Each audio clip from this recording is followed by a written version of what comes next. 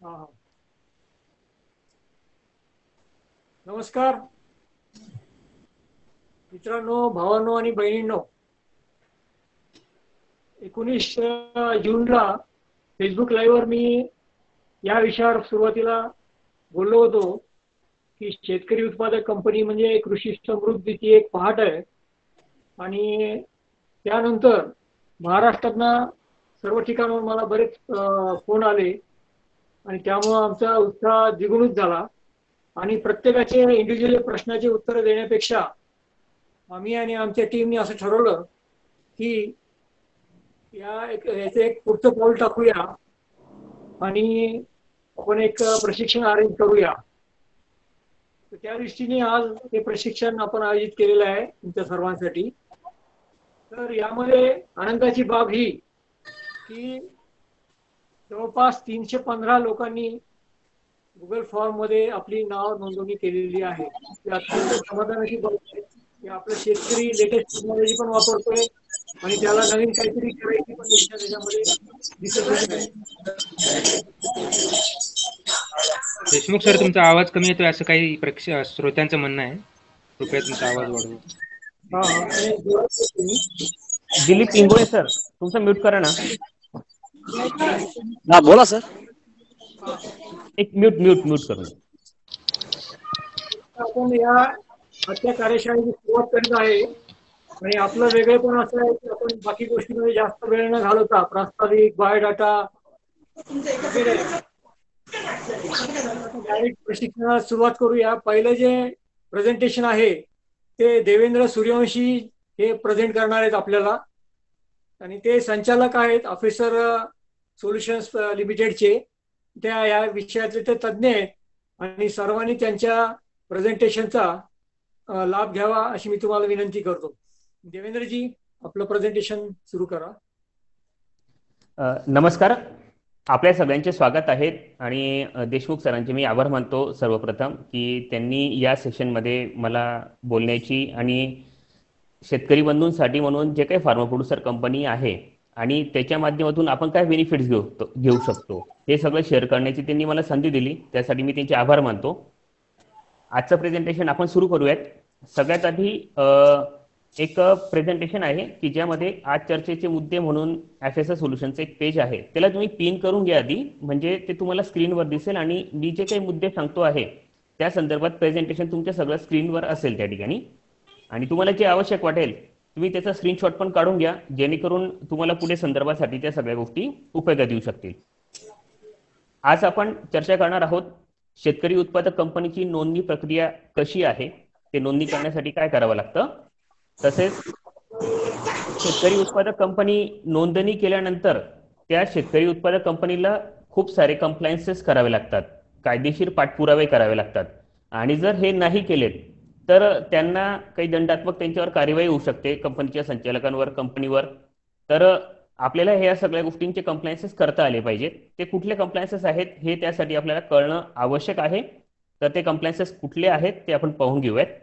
तसेच company fresh start scheme 2020 ही एक 30 मार्च 2020 रोजी ही स्कीम सुरू करण्यात आली केंद्र शासनामार्फत, की ज्याच्या माध्यमातून आतापर्यंत ज्या काही शेतकरी उत्पादक कंपन्या आहेत आणि त्यांचे याआधीचे काही कंप्लायन्सेस बाकी असतील त्यांना दंड आणि पेनल्टी ही लाखो रुपयांमध्ये आज झालेली आहे. तर त्याची माफी या स्कीमच्या माध्यमातून देण्यात आलेली आहे. तर ती स्कीम काय आहे, आपण त्याला कसे पात्र होऊ शकतो, या सगळ्या गोष्टी आपण समजून घेऊयात. तसेच शेतकरी उत्पादक कंपन्यांसाठी सगळ्यात मोठी अडचणीचा एक भाग असतो तो म्हणजे आपल्याला कर्ज प्रकरण करणं. बऱ्याचदा असं होतं की आपल्याला आपल्या एखाद्या योजनेसाठी मंजुरीचं पत्र पण मिळतं, परंतु त्यामध्ये असतं की आपल्याला कर्ज मिळालं तर ती आपल्या योजनेचा बेनिफिट घेता येईल आणि बँकेकडून किंवा इतर ठिकाणाहून आपल्याला कर्ज उपलब्ध होत नाही. तर हे कर्ज उपलब्ध करून घेण्यासाठी आपल्याला कुठे प्रयत्न करता येतील, कसे प्रयत्न करता येतील आणि कुठले कागदपत्र लागतील, साधारणतः याबाबत आपण चर्चा करूयात. तसेच सध्या शेतकरी उत्पादक कंपन्यांसाठी कुठल्या शासकीय योजना आहेत आणि त्या योजनांसाठी पात्रता काय आहे, आपण त्यामध्ये एलिजिबल आहोत का नाही. तर अशा या 5 मुद्द्यांवर आपण गेल्या पुढील 25 ते 30 मिनिटांमध्ये आपण चर्चा करूयात. एक एक मुद्दा घेऊन आपण सुरू करूया. याबाबत जर तुम्हाला काही शंका असेल तर देशमुख सर त्याबाबत सांगतीलच आपल्याला, की आपल्याला शेवटी कशा पद्धतीने त्याबाबत क्यू एन ए सेशन आपल्याला घ्यायचं sir. Okay okay. Yes sir. Okay okay. तर सगळ्यात आधी एक या माझ्या प्रेझेंटेशन मधली मी एक बाब आपल्याला सगळ्यांना स्पष्ट करून देऊ इच्छितो. ती अशी आहे की सकारात्मकता आणि वास्तविकता. शेतकरी आणि शेतकरी उत्पादक कंपनी या विषयाच्या बाबतीमध्ये आतापर्यंत आपल्याजवळ खूप जण आले असतील की तुम्ही या स्कीमचा बेनिफिट घ्या, तुम्हाला असं काहीतरी खूप मिळणार आहे, तुम्ही या स्कीम मध्ये एलिजिबल होऊ शकतात, केंद्र शासनाने किंवा राज्य शासनाने अशी योजना काढलेली आहे, आपल्याला खूप सारे बेनिफिट मिळतील. आणि आपल्याला या सगळ्या गोष्टींमध्ये आपण एलिजिबल आहोत का नाही हे माहीत नसतं, त्याची खरी वास्तविकता माहिती नसते. त्यामुळे आपण त्या रस्त्याला जायला तर लागतो, परंतु आपल्याला जे यश मिळवण्यासाठी किंवा जे काही बेनिफिट्स मिळवण्यासाठी आपण त्या योजने करता किंवा त्या रस्त्यावर जातो, ते आपल्याला त्याची बेनिफिट्स नाही मिळत. तर कुठल्याही गोष्टीमध्ये शिरण्याआधी ती गोष्ट खरंच तशी आहे का जशी आपल्याला ती भासवली जाते. आता उदाहरणादाखल म्हणायचं म्हटलं तर आता काही गव्हर्नमेंटने स्कीम्स डिक्लेअर केल्यात, त्यात सगळ्या जणांनी चर्चेमध्ये आपल्याला एकच ऐकू येतं की आपल्याला 35% सबसिडी मिळेल, 50% सबसिडी मिळेल आणि कर्ज प्रकरण पण आपल्याला करून मिळणार आहे. या सगळ्या गोष्टी मिळतात, पण त्याच्यामध्ये खरंच वास्तविकता काय आहे हे आपल्याला कोणी सांगत नाही. त्यामुळे बऱ्याचदा शेतकरी उत्पादक कंपन्यांची आणि त्या अनुषंगाने शेतकऱ्यांची फसवणूक होते हे आपण पाहतो. या प्रेझेंटेशन मध्ये माझा प्रयत्न आहे की आपल्याला या वास्तविकतेची सुद्धा जाणीव करून देणं, जेणेकरून तुमची कुठे फसवणूक होणार नाही. त्या सगळ्या गोष्टींच्या पाठीमागे खरंच काय आहे या सगळ्या गोष्टी सुद्धा आपल्याला या प्रेझेंटेशनच्या माध्यमातून समजून घ्यायच्या आहेत. आज पहिला मुद्दा आपण घेऊया, शेतकरी उत्पादक कंपनीची नोंदणी. या शेतकरी उत्पादक कंपनीची नोंदणी करण्याकरता ती कंपनी कायद्याअंतर्गत होते. मी बऱ्याचदा हे स्टेटमेंट वापरतो की ज्या पद्धतीने रिलायन्स आहे, टाटा आहे, या कंपनीला ज्या पद्धतीने कायदेशीर बाबी लागू होत्यात त्याच बाबी या एका फार्मर प्रोड्युसर कंपनीला लागू होतात. आपण सुद्धा त्यांच्या इतकीच मोठी कंपनी एस्टॅब्लिश केलेली आहे, त्यांना सुद्धा अमर्यादित सभासद घेण्याचं त्यावर कुठल्याही प्रकारचे निर्बंध नाही आहेत. आपण सुद्धा अमर्यादित सभासद आपल्यामध्ये घेऊ शकतो, आपली कंपनी तेवढी वाढवू शकतो. आपण एवढ्या मोठ्या लेवलवरची कंपनी रजिस्टर करत आहोत, तर ती कंपनी जेवढी मोठी आहे त्या अनुषंगाने आपल्या येणाऱ्या जबाबदाऱ्या सुद्धा खूप जास्त आहेत. या कंपनीच्या नोंदणी करण्याकरता आपल्याला कंपनी सेक्रेटरी, चार्टर्ड अकाउंटंट किंवा काही खाजगी सेवा देणाऱ्या कंपन्यांच्या माध्यमातून आपण या कंपनीची नोंदणी करून घेऊ शकतो. या कंपनीची नोंदणी इतर कुठेही होत नाही, ती मिनिस्ट्री ऑफ कॉर्पोरेट अफेअर्स याच्या अंतर्गतच होते.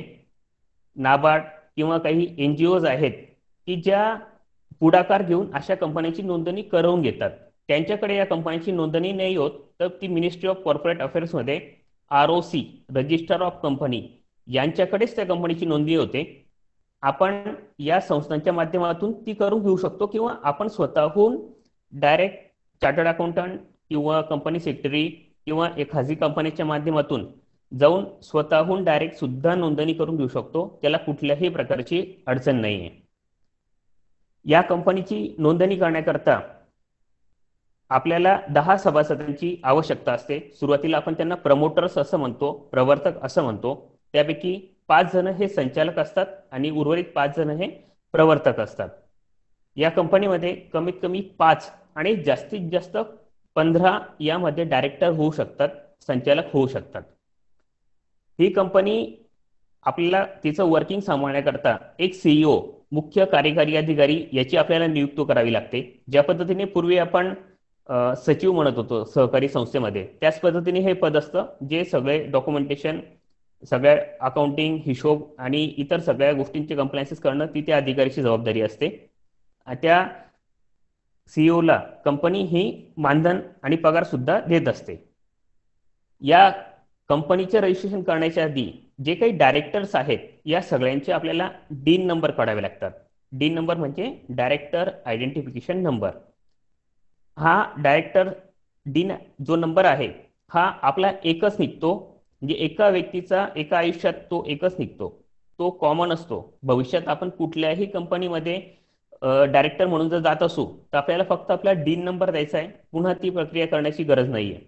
त्यामुळे जे संचालक मंडळावर येत आहेत, जे डायरेक्टर म्हणून काम बघणार आहेत, त्यांना ती कंपनीची जी काही डॉक्युमेंटेशन आहे, या सगळ्या गोष्टी आहेत, त्या व्यवस्थित वेळेवर होत आहेत का नाही हे त्यांना वैयक्तिक स्वतः करता सुद्धा बघणं आवश्यक आहे. खूप काही अशा फार्मा प्रोड्युसर कंपन्या आहेत की ज्यांनी कंप्लायन्सेस केलेले नाहीये, परंतु त्या कंप्लायन्स न करण्यामुळे काय झालंय की त्यांचे डीन नंबर हे डिस्क्वालिफाय झालेत आणि ते इतर कंपनीमध्ये, म्हणजे जेव्हा ते डिस्क्वालिफाय होतं तेव्हा 5 वर्षापर्यंत त्या व्यक्तीला इतर कुठेही डायरेक्टर म्हणून काम बघता येत नाही, जेणेकरून आपली खाजगी सुद्धा डेव्हलपमेंट त्यामध्ये वाढते. त्यामुळे शेतकरी उत्पादक कंपनीचं डायरेक्टर होणं हे खूप जबाबदारीचं पद आहे. आपल्या वैयक्तिक आपला डीन नंबर त्या ठिकाणी असतो, म्हणजे आपली वैयक्तिक गोष्टी सुद्धा त्या ठिकाणी स्टेकवर लागलेल्या आहेत, आपण असं समजू शकतो. हा डीन नंबर काढण्याकरता आपल्याला एक पासपोर्ट आकाराचा फोटो, पॅन कार्ड, निवासी पुरावा, त्यामध्ये light bill, telephone bill, bank statement हे आवश्यक आहे, ज्यावर आपल्या नाव हे स्पष्ट असलं पाहिजे आणि आपला पत्ता पण त्यावर असला पाहिजे. आणि आपली DSC डिजिटल सिग्नेचर सर्टिफिकेट हे आपलं असणं आवश्यक आहे. या डॉक्युमेंटच्या आधारे आपला डीन नंबर निघतो. 5 डायरेक्टरांचे डीन नंबर निघाल्यानंतर आपल्याला कंपनी रजिस्ट्रेशन करावे लागते. त्यामध्ये कंपनी ज्या ठिकाणी रजिस्टर होणार आहे त्या ठिकाणचं आपल्याला पत्ता हे त्याच पत्त्याचं प्रूफ द्यावं लागतं. त्यामध्ये इलेक्ट्रिसिटी बिल हे आपल्याला आवश्यक आहे आणि ते जर कंपनीच्या नावावर साहजिकच नसणार आहे, सुरुवातीला ते कोणाच्या तरी डायरेक्टरच्या नावाने असेल तर त्यांचं संमतीपत्रक सुद्धा आपल्याला सोबत जोडणं आवश्यक आहे. इतर जे सर्व प्रवर्तक आहेत 10 जणांचं, या 10 जणांचे शेतकरी असल्याचे प्रमाणपत्र किंवा 7/12 उतारा, आपल्याला सगळ्यांचा 7/12 उतारा म्हणजे त्या प्रत्येकाच्या 10 जणांच्या नावावर शेती असणं आवश्यक आहे. शेतकरीच हा शेतकरी उत्पादक कंपनीचा सभासद होऊ शकतो, प्रवर्तक होऊ शकतो किंवा डायरेक्टर होऊ शकतो, इतर कोणीही होऊ शकत नाही. त्यामुळे या सर्व प्रवर्तकांचे 7/12 उतारे हे जोडणं आवश्यक आहे. आणि जर कोणाच्या नावावर 7/12 उतारा नसेल, म्हणजे समजा की माझ्या वडिलांच्या नावावर शेतजमीन आहे आणि माझ्या नावावर अजून ती वर्ग झालेली नाहीये, अशा परिस्थितीमध्ये मी तलाठीकडून शेतकरी असल्याचा दाखला घेऊ शकतो. हे प्रमाणपत्र मिळवण्याकरता बऱ्याच अडचणी येतात, परंतु ते देतात. आपण प्रयत्न केले तर आपल्याला ते मिळतात. ते जर जोडलं तर आपल्याला 7/12 नसला तरी शेतकरी असल्याचं प्रमाणपत्र जोडून आपल्याला डायरेक्टर्स किंवा प्रमोटर्स होता येऊ शकतं. ही झाली शेतकरी उत्पादक कंपनीची नोंदणीची भाग. यानंतर सगळ्यात महत्वाचा भाग आहे कंपनी नोंदणं. हा इतका मोठा विषय नाहीये, परंतु त्याचे कंप्लायन्सेस हे खूप महत्वाची बाब आहे. असं म्हटलं जातं की कंपनी नोंदणी करण्याला जेवढा खर्च येत नाही त्यापेक्षा जास्त खर्च कंपनी बंद करण्यासाठी येतो.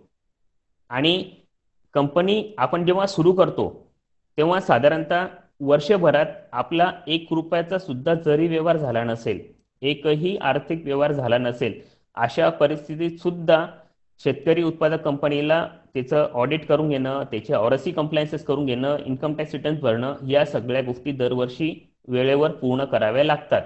आणि नाही पूर्ण करण्यात तर त्याची दंड आणि पॅनल्टीज या लाखो रुपयांमध्ये सुद्धा जाऊ शकतात. त्यामुळे माझ्या ज्या आतापर्यंत मी जे काही काम केलं याच्या माध्यमातून आतापर्यंत ज्या काही शेतकरी उत्पादक कंपन्यांशी माझा संबंध आला, खूप जणांचे मागील कंप्लायन्सेस करायचे बाकी होते. त्यांना कोणीतरी NGOs आलेत किंवा इतर काही शासकीय अधिकारी आलेत, त्यांना कंपनी रजिस्ट्रेशन करून दिली, परंतु या कंपनीचं पुढे करायचं काय हे सांगितलं नाही. आणि याचा परिणाम हा त्यांच्या वैयक्तिक आयुष्यावर झाला. नंतर त्यांना ROCच्या नोटिसेस जात होत्या आणि त्यांना म्हणजे ते डिफॉल्टर झालेत. या पद्धतीने कायद्याच्या दृष्टिकोनातून ते डिफॉल्टर झालेत. तर सगळ्या शेतकरी उत्पादक कंपन्यांना माझी विनंती आहे की कंप्लायन्सेस कुठले आहेत ते आपण समजून घ्या. जर आपले चार्टर्ड अकाउंटंट किंवा कंपनी सेक्रेटरी या गोष्टी कंप्लीट करत नसतील तर त्यांच्या मागे लागून या सगळ्या गोष्टी वेळेवर पूर्ण करून घ्या आणि ते पूर्ण झाल्याची त्यांच्याकडून पोस्ट सुद्धा घ्या. तर हे कंप्लायन्सेस कुठले आहेत ते आपण समजून घेऊयात. यामध्ये सगळ्यात आधी आपल्याला कंपनीचे रजिस्ट्रेशन झाल्यानंतर 180 दिवसाच्या आत कंपनीचं बँक अकाउंट उघडणं हे आवश्यक आहे. ज्यावेळेस आपण कंपनीची नोंदणी करतो त्यावेळी आपण दोन गोष्टी डिक्लेअर करत असतो, एक ऑथोराइज शेअर कॅपिटल म्हणजे अधिकृत भाग भांडवल, त्याच पद्धतीने पेड अप शेअर कॅपिटल म्हणजे वसूल झालेले भाग भांडवल. हे जे काही वसूल झालेले भाग भांडवल आहे ते आपल्याला त्या बँक अकाउंटमध्ये डिपॉझिट करणं आवश्यक आहे. समजा आपण कंपनी नोंदणी करताना 1,00,000 रुपये paid up share capital declare केलं आहे आणि हे 180 दिवसाच्या आत आपल्याला बँक अकाउंट ओपन करून त्यामध्ये हे 1,00,000 रुपये जमा करणं आवश्यक आहे. आणि हे जर नाही केलं तर आपल्याला जे जबाबदार अधिकारी आहेत त्यांना 50,000 रुपयापर्यंत दंड होऊ शकतो. त्याच पद्धतीने कंपनीचे डायरेक्टर किंवा कंपनी सेक्रेटरी यांना प्रतिदिवस 1,000 रुपयाप्रमाणे दंड द्यावा लागू शकतो, जास्तीत जास्त 1,00,000पर्यंत. त्यामुळे आपण सुरुवातीला ही काळजी घेणं आवश्यक आहे की INC 20A हा जो काही फॉर्म आहे तो कंपनीचा 180 दिवसाच्या आत भरला गेला पाहिजे. त्याच पद्धतीने INC 22 कंपनी रजिस्ट्रेशन झाल्यानंतर 30 दिवसाच्या आत आपल्या कंपनीच्या नोंदणीकृत कार्यालयासाठी हे कळवण्यासाठी आपल्याला तो एक फॉर्म भरावा लागतो. त्याच पद्धतीने ATD 1 कंपनी रजिस्ट्रेशन झाल्यानंतर 30 दिवसाच्या आत आपल्याला संचालक मंडळाची मीटिंग घेऊन त्यामध्ये ऑडिटरची अपॉइंटमेंट करावी लागते. तसेच DPT 3 आर्थिक वर्ष संपल्यापासून आपण जे काही अनसिक्युर्ड लोन कोणाकडून घेतलं असेल तर ते या फॉर्मच्या माध्यमातून आपल्याला भरावे लागतात. MSME 1 या फॉर्ममध्ये आपण ज्या काही MSME कडून आर्थिक व्यवहार करत असू आणि त्यांचे पेमेंट द्यायला आपल्याला 45 दिवसापेक्षा जास्त कालावधी होतोय तर अशा सगळ्यांसाठी हा फॉर्म वर्षातून 2 वेळा भरावा लागतो. DIR 3 KYC आपले जे काही कंपनीचे संचालक आहेत या सगळ्या संचालकांची दरवर्षी, हे लक्षात घ्या, दरवर्षी आपल्याला डीन KYC कंप्लीट करावी लागते. म्हणजे सुरुवातीला आपल्याला मोबाईल नंबर आणि ईमेल ID या दोघांचे OTP व्हेरिफिकेशन करून त्याचे डीन KYC पूर्ण करावी लागते. हे दरवर्षी करावं लागतं. नाही केलं तर प्रति डायरेक्टर 5,000 रुपये यासाठी दंड आहे. त्याच पद्धतीने AOC 4 आणि MGT 7 हे 2 फॉर्म आहेत की ज्यामध्ये आपले ॲन्युअल कंप्लायन्सेस आपण कंपनीचे करत असतो. शेतकरी उत्पादक कंपनीसाठी म्हणून इन्कम टॅक्स त्यामध्ये लागत नाही. म्हणजे आपली शेतकरी उत्पादक कंपनी जे काही उत्पन्न कमवते त्यावर त्यांना इन्कम टॅक्स भरण्याची गरज नाहीये. याचा अर्थ असा नाही की आपल्याला इन्कम टॅक्स रिटर्न पण नाही भरावे लागणार. आपल्याला इन्कम टॅक्स रिटर्न भरावे लागेल, परंतु त्यात आपल्याला टॅक्स भरायला येणार नाही. त्यामुळे आपण सगळ्या शेतकरी बंधूंनी ज्यांची फार्मर प्रोड्युसर कंपनी आहे यांनी ही गोष्ट लक्षात घेणं आवश्यक आहे की दरवर्षी आपलं इन्कम टॅक्स रिटर्न कितीही उत्पन्न असलं, कितीही कमी असलं तरी सुद्धा आपलं इन्कम टॅक्स रिटर्न हे गेलंच पाहिजे. कंपनीला दरवर्षी इन्कम टॅक्स रिटर्न हे भरावंच लागतं. त्याच पद्धतीने आपल्याला वर्षभरात किमान 4 संचालक मंडळांच्या सभा घ्याव्या लागतात. 2 सभांमध्ये 120 दिवसापेक्षा जास्त अंतर नको. त्याच पद्धतीने आपण जे काही यामध्ये ठराव करतो त्याचं आपल्याला प्रोसिडिंग बुक मेंटेन करून सगळ्यांचे इतिवृत्त वगैरे लिहून आणि सगळ्या संचालकांच्या जे काही तिथे प्रेझेंट आहेत त्यांच्या सह्या वगैरे घेणं, ज्या पद्धतीने आपण सहकारी संस्थेमध्ये करत होतो त्याच पद्धतीने इथे सुद्धा या सगळ्या गोष्टी करणं आवश्यक आहे. कंपनीला दरवर्षी 30 सप्टेंबरच्या आत एक वार्षिक सर्वसाधारण सभा घ्यावी लागते. या वार्षिक सर्वसाधारण सभेमध्ये सुद्धा आपण जे काही विषय चर्चा करतो त्यात आपले ऑडिटरची अपॉइंटमेंट, आपले आर्थिक पत्रकांची मंजुरी या सगळ्या गोष्टी करून त्याचं इतिवृत्त लिहून जे काही सभासद आपल्याकडे उपस्थित होते त्या सगळ्यांचे स्वाक्षरीस घेणं. त्याच पद्धतीने त्याचे काही फोटोग्राफ्स वगैरे असतील ते सुद्धा आपण आपल्याकडे काढून जपून ठेवले पाहिजे. भविष्यात रेफरन्ससाठी आपल्याला ते आवश्यक असतात. आता पुढचा विषय, मी जे काही कंप्लायन्सेस सांगितले या सगळ्या कंप्लायन्सेस जर याआधी कोणी फार्मर प्रोड्युसर कंपनी, शेतकरी उत्पादक कंपनीची नोंदणी केली असेल आणि त्यांचे हे सगळे कंप्लायन्सेस किंवा यापैकी काही कंप्लायन्सेस करायची बाकी असतील तर त्यांच्यासाठी एक खूप मोठी सुवर्ण संधी आहे जी MCA ने आपल्याला उपलब्ध करून दिलेली आहे. मी काही कॅल्क्युलेशन्स करत होतो. आधी काही फार्मर प्रोड्युसर कंपनीज बऱ्याच आहेत की ज्या NGOच्या माध्यमातून त्यांनी फार्मर कंपनी नोंदणी करून दिली, परंतु या फार्मर प्रोड्युसर कंपनीची नोंदणी करून दिल्यानंतर त्यांचे पुढच्या कंप्लायन्सेसची जबाबदारी ही त्यांनी घेतली नाही. आणि ज्यांना फार्मर प्रोड्युसर कंपनी, ज्या शेतकऱ्यांना फार्मर प्रोड्युसर कंपनी नोंदणी करून दिली त्यांना ते कंप्लायन्सेस सांगितले नाही. त्याचा परिणाम स्वरूप असं झाला की त्यांचे अगदी 2-2, 3-3 लाख रुपयापर्यंत सुद्धा दंड आणि पेनल्टीज झालेल्या होत्या. तर अशा सगळ्यांना ही कंपनी फ्रेश स्टार्ट स्कीम ही एक सुवर्ण संधी आहे, तिच्या माध्यमातून जर तुमचे मागचे कुठलेही कंप्लायन्सेस बाकी असतील तर तुम्ही ते सगळे आता 30 सप्टेंबरच्या आत पूर्ण करून घेऊ शकतात. या योजनेचा कालावधी आहे 1 एप्रिल ते 30 सप्टेंबर. दिनांक 30 मार्च 2020 रोजी MCAने एक सर्क्युलर काढलं, त्याच्या माध्यमातून आतापर्यंत ज्या सगळ्या डिफॉल्टिंग कंपनीज आहेत की ज्यांचे मागचे कुठलेही कंप्लायन्सेस करायचे बाकी असतील त्यांना सगळे कंप्लायन्सेस, सगळे पेंडिंग कंप्लायन्सेस हे 30 सप्टेंबरच्या आधी पूर्ण करता येऊ शकतात. त्यासाठी त्यांना कुठल्याही प्रकारची ॲडिशनल फी भरण्याची गरज नाहीये, पेनल्टी भरण्याची गरज नाहीये आणि कुठल्याही प्रकारच्या कायदेशीर कार्यवाहींना त्यांना सामोरे जायची आवश्यकता नाही, कुठलंही प्रोसिक्युशन नाहीये. आपण हे सगळं विदाऊट पेनल्टी 30 सप्टेंबरच्या आत पूर्ण करून घेऊ शकतो. त्याच पद्धतीने हे 30 सप्टेंबर नंतर आपल्याला एक फॉर्म भरायचा आहे. तो फॉर्मचं नाव आहे CSFF 2020. MCAला हा फॉर्म भरावा लागेल. त्यानंतर आपल्याला इम्युनिटी सर्टिफिकेट मिळेल, म्हणजे आपले त्या फार्मा प्रोड्युसर कंपनीचे मागचे कुठलेही कंप्लायन्सेस बाकी नाही आहेत अशा स्वरूपाचं ते प्रमाणपत्र असेल आणि या सगळ्या लायबिलिटीज मधून आपली मुक्तता झालेली आहे, आपण असं समजू शकतो. ही कंपनी फ्रेश स्टार्ट स्कीम सगळ्या शेतकरी उत्पादक कंपन्यांसाठी खूप मोठी संजीवनी आहे.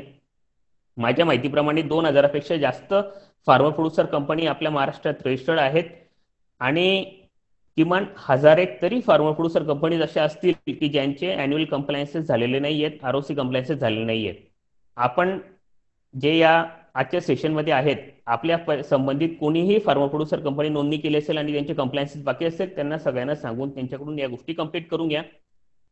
ज्यांची कोणाची फार्मा प्रोड्युसर कंपनी नोंदणी केली आहे आणि त्यांना कुठल्याही प्रकारची ऍक्टिव्हिटी भविष्यात करायची नाहीये, अशांनी सुद्धा हे सगळ्या कंपनी फ्रेश स्टार्ट स्कीम मध्ये त्याचे कंप्लायन्सेस पूर्ण करून कायदेशीररित्या ती कंपनी डिझॉल्व्ह करून घेणं किंवा ती कंपनी बंद करून घेणं हे आवश्यक आहे, जेणेकरून भविष्यात आपण आपल्या काही खाजगी कामानिमित्त किंवा इतर कुठल्याही फार्मा प्रोड्युसर कंपनीमध्ये जर आपण डायरेक्टर म्हणून जात असू तर त्यावेळेस या डिफॉल्टचे आपल्याला त्या ठिकाणी परिणाम भोगावे लागणार नाहीत, आपल्याला अडचणी निर्माण नाही होणार. ही कंपनी फ्रेश स्टार्ट स्कीम सगळ्या जणांनी लक्षात ठेवणं आवश्यक आहे. त्यानंतर आजच्या सेशनचा पुढचा भाग आहे कर्ज प्रकरण. सगळ्या शेतकरी उत्पादक कंपन्यांसाठी हा खूप मोठा आणि अडचणीचा विषय असतो. बँका आपल्याला कर्ज देत नाहीत किंवा कर्ज देताना खूप त्रास देतात. त्याच पद्धतीने इतर काही शासकीय डिपार्टमेंट्स आहेत ते सुद्धा आपल्याला कर्ज मिळवताना खूप अडचणींना सामोरे जावं लागतं.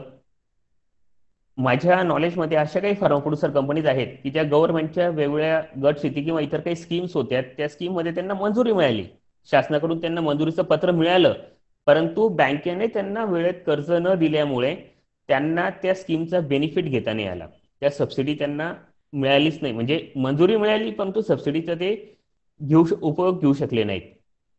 आता गव्हर्नमेंटच्या जे काही स्कीम आहेत त्या सगळ्या स्कीम या क्रेडिट लिंक आहेत.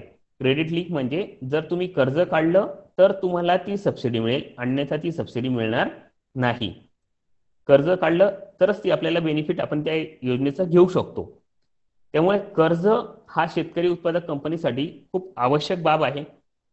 सगळ्यात आधी मी रेकमेंडेशन करेन की जे काही डायरेक्टर्स कंपनीमध्ये डायरेक्टर म्हणून काम बघणार आहेत, या सगळ्यांचे सिबिल रिपोर्ट, जे क्रेडिट स्कोअर असतो तो सिबिल रिपोर्टचा तो सगळ्यांचा व्यवस्थित आहे. त्यांनी कुठल्याही प्रकारचे पीक कर्ज असेल किंवा ट्रॅक्टर कर्ज वगैरे, आपल्या शेतकरी बंधूंच्या नावावर खूप कर्ज असतात, त्यांचे रिपेमेंट्स करताना कधी कधी काही गोष्टी मागे पुढे होऊन जातात आणि परिणाम स्वरूप त्यांचा सिबिल स्कोअर खराब होतो.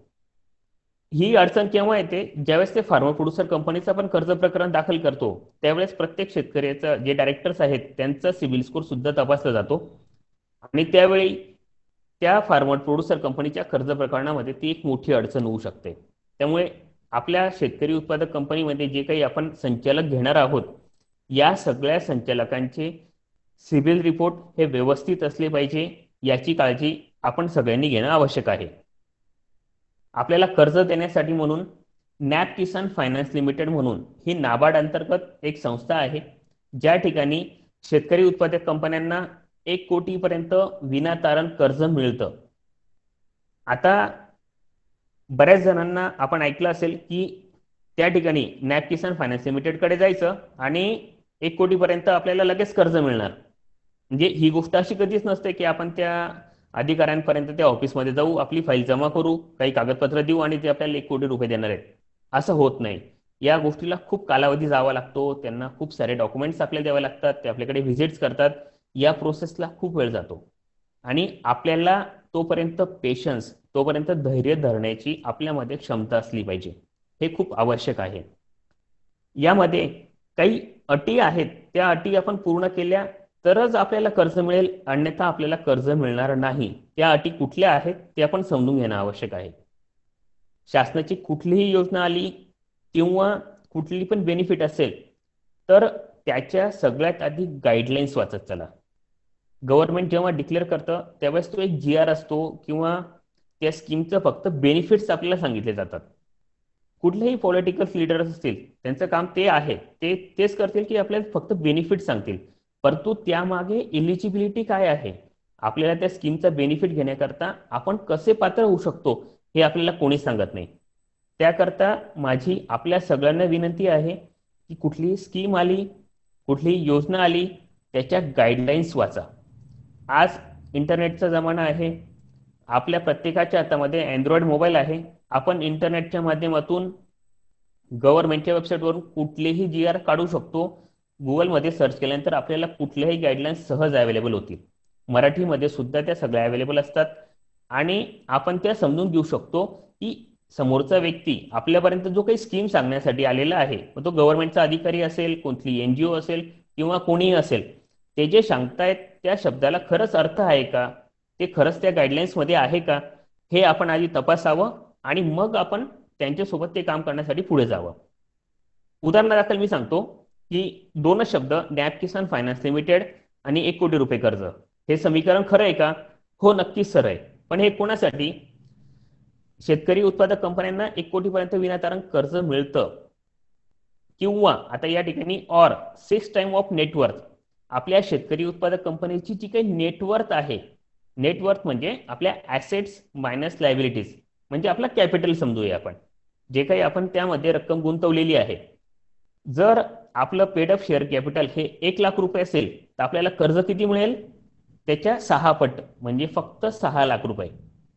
गव्हर्नमेंट कितीपर्यंत द्यायला तयार आहे? 1 कोटीपर्यंत. आपली पात्रता किती आहे? फक्त 6 लाखाची. ही गोष्ट इथे समजणं आवश्यक आहे.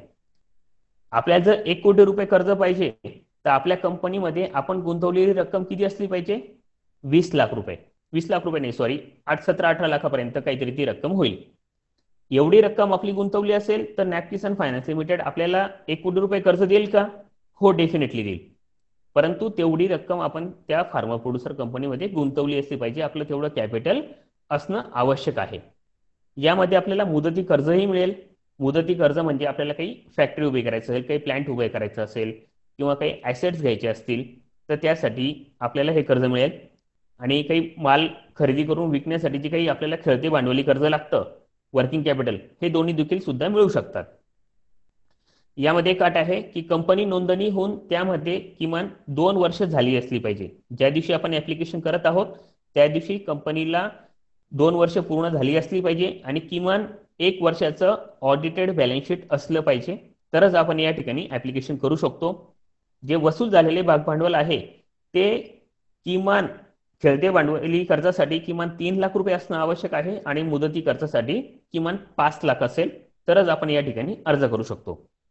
या कर्जामधून ज्या काही मालमत्ता तयार होतील, म्हणजे आपण इथून कर्ज घेऊन काही मशिनरीज वगैरे विकत घेतल्यात तर त्या त्यांच्याकडे तारण या हायपोथिकेशन म्हणून त्या असतील.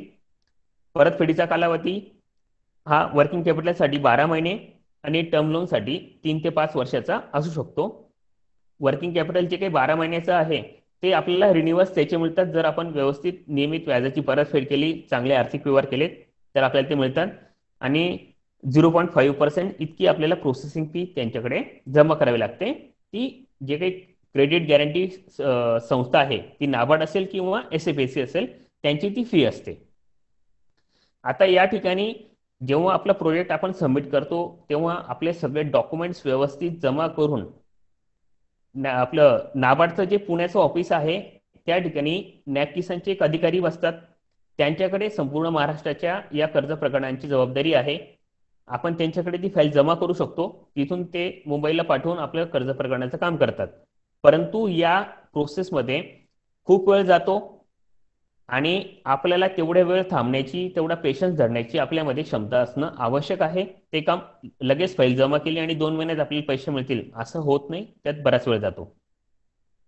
त्यानंतर आहे SFAC credit guarantee fund scheme. SFAC ही संस्था ज्या पद्धतीने नॅब किसान फायनान्स लिमिटेड ही कर्ज देण्यासाठी स्थापन झालेली संस्था आहे, तसं एसएफएसी नाहीये. ते आपल्याला कर्ज नाही देत, तर आपण बँकेकडून जे काही कर्ज घेणार आहोत त्या कर्जाला ते क्रेडिट गॅरंटी देतात.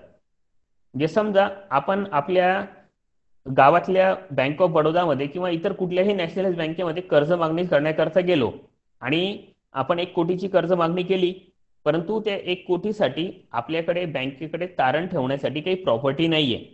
अशा परिस्थितीत एसएफएसी ही केंद्र शासनाची जी काही संस्था आहे ती संस्था आपल्या वतीने आपल्या कर्जाची गॅरंटी घेईल. 5 वर्षात जास्तीत जास्त 2 वेळा ती गॅरंटी घेऊ शकतात. कर्ज रकमेच्या 85% किंवा जास्तीत जास्त 85 लाखापर्यंत इतकीच ते क्रेडिट गॅरंटी घेऊ शकतील. यामध्ये एक अट आहे की आपल्या शेतकरी उत्पादक कंपनीचे किमान 500 सभासद असणं आवश्यक आहे. त्यापैकी 33% हे अल्पभूधारक शेतकरी असले पाहिजे. 5 संचालकांपैकी 1 संचालक महिला असली पाहिजे आणि जे काही सभासद आहेत त्यांच्यापैकी कुठल्याही एका सभासदाच्या नावाने 5% जास्त शेअर्स नकोत. आपल्याला पुढील 18 महिन्याचा बिझनेस प्लॅन त्यांच्याकडे बनवून जमा करावा लागेल. आता मी जी शेवटची ओळ सांगतोय ही सगळ्यात महत्वाची आहे. एसएफएसी आपली क्रेडिट गॅरंटी घ्यायला तयार आहे, पण कधी?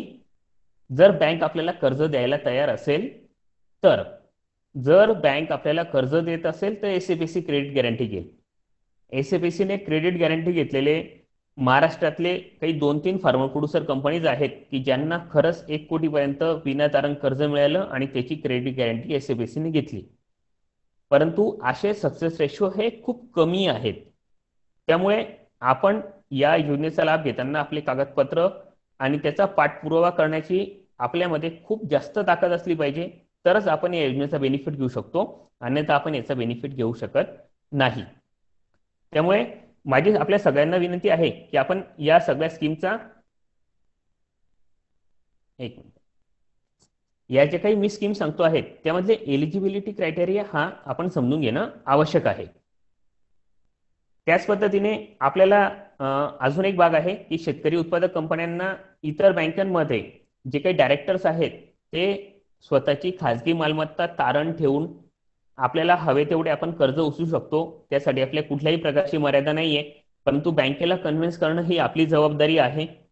बँक आपल्याला कर्ज शेतकरी उत्पादक कंपनीला तेव्हाच देईल जेव्हा त्यांना वाटेल की हे कर्ज घेऊन त्यांचा व्यवसाय व्यवस्थितपणे चालू शकतील आणि आमचं कर्ज हे नियमित आणि वेळेवर परतफेड करू शकतील. असा त्यांना विश्वास असेल तर ते आपल्याला कर्ज देतील.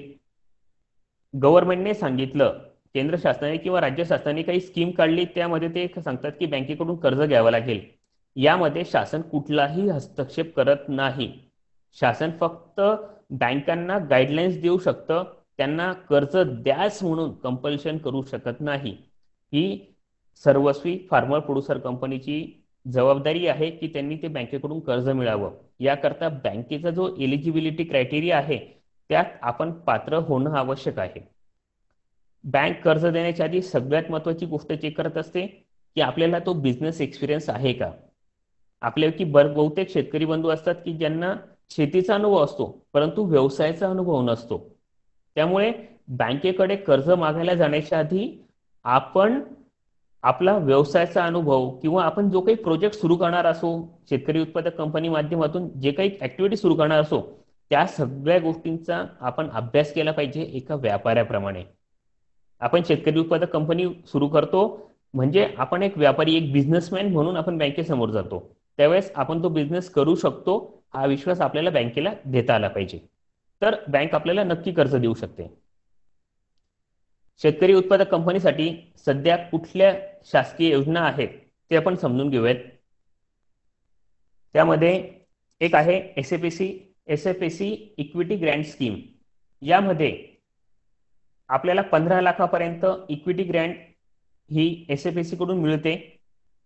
त्यामध्ये आपले 1 वर्षाचा ऑडिट झालेलं असलं पाहिजे, 50 पेक्षा जास्त सभासद असले पाहिजे, 30 लाखापेक्षा कमी आपलं वसूल झालेलं पेड अप शेअर कॅपिटल हे 30 लाखापेक्षा कमी असलं पाहिजे. 5 संचालकांपैकी 1 संचालक त्यामध्ये महिला असली पाहिजे. 33% हे अल्पभूधारक शेतकरी असले पाहिजे. एका सभासदाच्या नावाने 5% जास्त शेअर्स त्यामध्ये नको. तसेच पुढील 18 महिन्याचा बिझनेस प्लॅन करून आपण यामध्ये ऍप्लिकेशन करू शकतो. आता यासाठी आपल्याला प्रत्येक जिल्हानिहाय त्यांनी व्यक्तीला अपॉइंट केलेला आहे की त्याच्या माध्यमातून हे ऍप्लिकेशन करू शकतो. SFACच्या वेबसाईटवर जाऊन किंवा तिथल्या कस्टमर केअरला कॉल करून आपल्या जिल्ह्यासाठी ती व्यक्ती कोण आहे त्यांचे कॉन्टॅक्ट डिटेल्स आपल्याला तिथून मिळू शकतात. आपण त्याच्या माध्यमातून हे ऍप्लिकेशन करू शकतो. यामध्ये एक आहे की सगळ्याच कंपन्यांना हे बेनिफिट्स मिळतील का हो, तर सगळ्या कंपन्यांना नाही मिळणार. यामध्ये प्रति सभासद 1,000 रुपये आपल्याला इक्विटी ग्रँट मिळेल. मी स्क्रीनवर 2,000 रुपये लिहिलेला आहे. एक नवीन गाईडलाईन्स आल्या त्यामध्ये 2,000 रुपये हा शब्द उल्लेख होता आणि आतापर्यंत 1,000 रुपये मिळत होते. त्यात माझं कन्फ्युजन आहे 1,000 रुपये का 2,000 रुपये, तेवढं फक्त मला तो विषय कन्फर्म करून घ्यावा लागेल. प्रति मेंबर आपल्याला 1,000 रुपये मिळतील. म्हणजे आपल्या कंपनीचे 500 सभासद असतील आणि या 500 सभासदांनी 1,000 रुपये जमा केलेले असतील तर त्या 500 सभासदांसाठी पुन्हा 1,000 रुपये आपल्याला SFAC दिले इक्विटी ग्रँट, जे टोटल होतील आपले 5 लाख रुपये आणि SFAC ने दिलेले 5 लाख रुपये, असं 10 लाख रुपये आपलं पेड अप शेअर कॅपिटल होईल. आपण 2 वेळा त्यांच्याकडे अर्ज करू शकतो आणि 2 टप्प्यांमध्ये ही 15 लाख रक्कम एक रकमी सुद्धा घेऊ शकतो किंवा 2 टप्प्यांमध्ये सुद्धा घेऊ शकतो. 15 लाखापर्यंतचा बेनिफिट घेण्यासाठी आपल्याकडे किती सभासद असले पाहिजे, तर 1,500 1500 सभासद आपल्या शेतकरी उत्पादक कंपनीचे असले पाहिजे आणि 15 लाख रुपये आपलं पेड अप शेअर कॅपिटल असलं पाहिजे. या 2 रकमा आपण पूर्ण करत असू तर आपण 15 लाखाचा बेनिफिट घेऊ शकतो, अन्यथा नाही. आपलं paid up share capital 1 lakh रुपये असेल आणि आपण 15 लाखासाठी अर्ज करू तर ते आपल्याला मिळणार नाही. ही गोष्ट समजून घ्या. यामधला एलिजिबिलिटी क्रायटेरिया खूप समजणं आवश्यक आहे. आता सध्या आत्मनिर्भर भारत योजनेअंतर्गत PM formations of micro food processing enterprises scheme ही केंद्र शासनाने लॉन्च केली. या अंतर्गत आपल्याला फूड प्रोसेसिंग युनिट्स करता 35% इतकी सबसिडी आपल्याला मिळणार आहे. ही 35% सबसिडी केंद्र शासनाने खूप गाजावाजा करून लॉन्च केली आणि त्यामध्ये खूप गोष्टी आपल्याला डिक्लेअर केल्यात. यानंतर खूप जणांना वाटलं की आम्हाला हे बेनिफिट मिळतील, परंतु या बेनिफिट मिळण्यासाठीचे जे क्रायटेरिया आहेत ते क्रायटेरिया खूप टफ आहेत किंवा ते सगळ्या फार्मर प्रोड्युसर कंपनी त्यासाठी एलिजिबल होणार नाहीत. त्यामुळे आपण मी जे काही पुढचं सांगतोय ते खूप जास्त समजून घेऊया. फूड प्रोसेसिंग युनिट करता क्रेडिट लिंक ग्रँट मिळेल 35% पर्यंत, म्हणजे 35% सबसिडी आपल्या साध्या भाषेत सांगायचं झालं तर. त्याकरता आपल्याला शेतकरी उत्पादक कंपनी फूड प्रोसेसिंग युनिट सुरू करू शकते. त्यामध्ये स्वतःचा हिस्सा कमीत कमी हा 10% असला पाहिजे आणि उर्वरित 90% बँक कर्ज. आता उर्वरित 90% बँक कर्ज म्हणजे केंद्र सरकार किंवा राज्य सरकार आपल्याला हे कर्ज मिळवून देणार नाही. ते कर्ज मिळवणं हा 100% त्या फार्मर प्रोड्युसर कंपनीची जबाबदारी आहे. त्यात केंद्र सरकार किंवा राज्य सरकार कुठलाही हस्तक्षेप करणार नाही. जर आपल्याला 100% गॅरंटी असेल की आम्ही हे 90% जे काही प्रोजेक्ट रिपोर्टच्या 90% कर्ज आपण उभारत असू तरच यामध्ये ऍप्लिकेशन करून आपला वेळ आणि एनर्जी खर्च करून उपयोग आहे, अन्यथा नाही. आता यानंतरचा पुढचा भाग महत्वाचा आहे, यामधले पात्रता निकष. केंद्र शासनाने त्यामध्ये ODOP ही कन्सेप्ट लॉन्च केलेली आहे. ODOP म्हणजे 1 डिस्ट्रिक्ट 1 प्रॉडक्ट. प्रत्येक जिल्ह्यामध्ये, भारतात जे काही जिल्हे आहेत या प्रत्येक जिल्ह्यामध्ये कुठलं तरी एक पीक असतं की त्याचं खूप जास्त प्रमाणावर त्या ठिकाणी उत्पादन होत असतं. उदाहरणादाखल म्हटलं की काही ठिकाणी हळदीचं उत्पादन जास्त होतं, काही ठिकाणी आंब्याचं उत्पादन जास्त होतं, इकडे नंदुरबारला असेल तर पपई किंवा मिरचीचं उत्पादन या ठिकाणी जास्त होतं, काही ठिकाणी अद्रकचं उत्पादन जास्त होतं. या पद्धतीने प्रत्येक जिल्ह्याची काहीतरी खासियत आहे आणि त्या ठिकाणी त्या पिकाची ते उत्पादन हे जास्त होत असतं. तर त्या ODOP तत्वावर त्या पिकाला त्या ठिकाणी ते डिक्लेअर करण्यात येईल. म्हणजे नंदुरबारसाठी जर त्यांनी मिरची डिक्लेअर केली तर फक्त मिरचीसाठी जे काही उद्योग लागणार आहेत त्यांनाच या स्कीम मध्ये बेनिफिट घेता येईल. तिथे जर आपल्याला दाल मिल टाकायची असेल आणि त्यांनी प्रॉडक्ट मिरची डिक्लेअर केला असेल तर आपल्याला या स्कीमचा बेनिफिट घेता येणार नाही.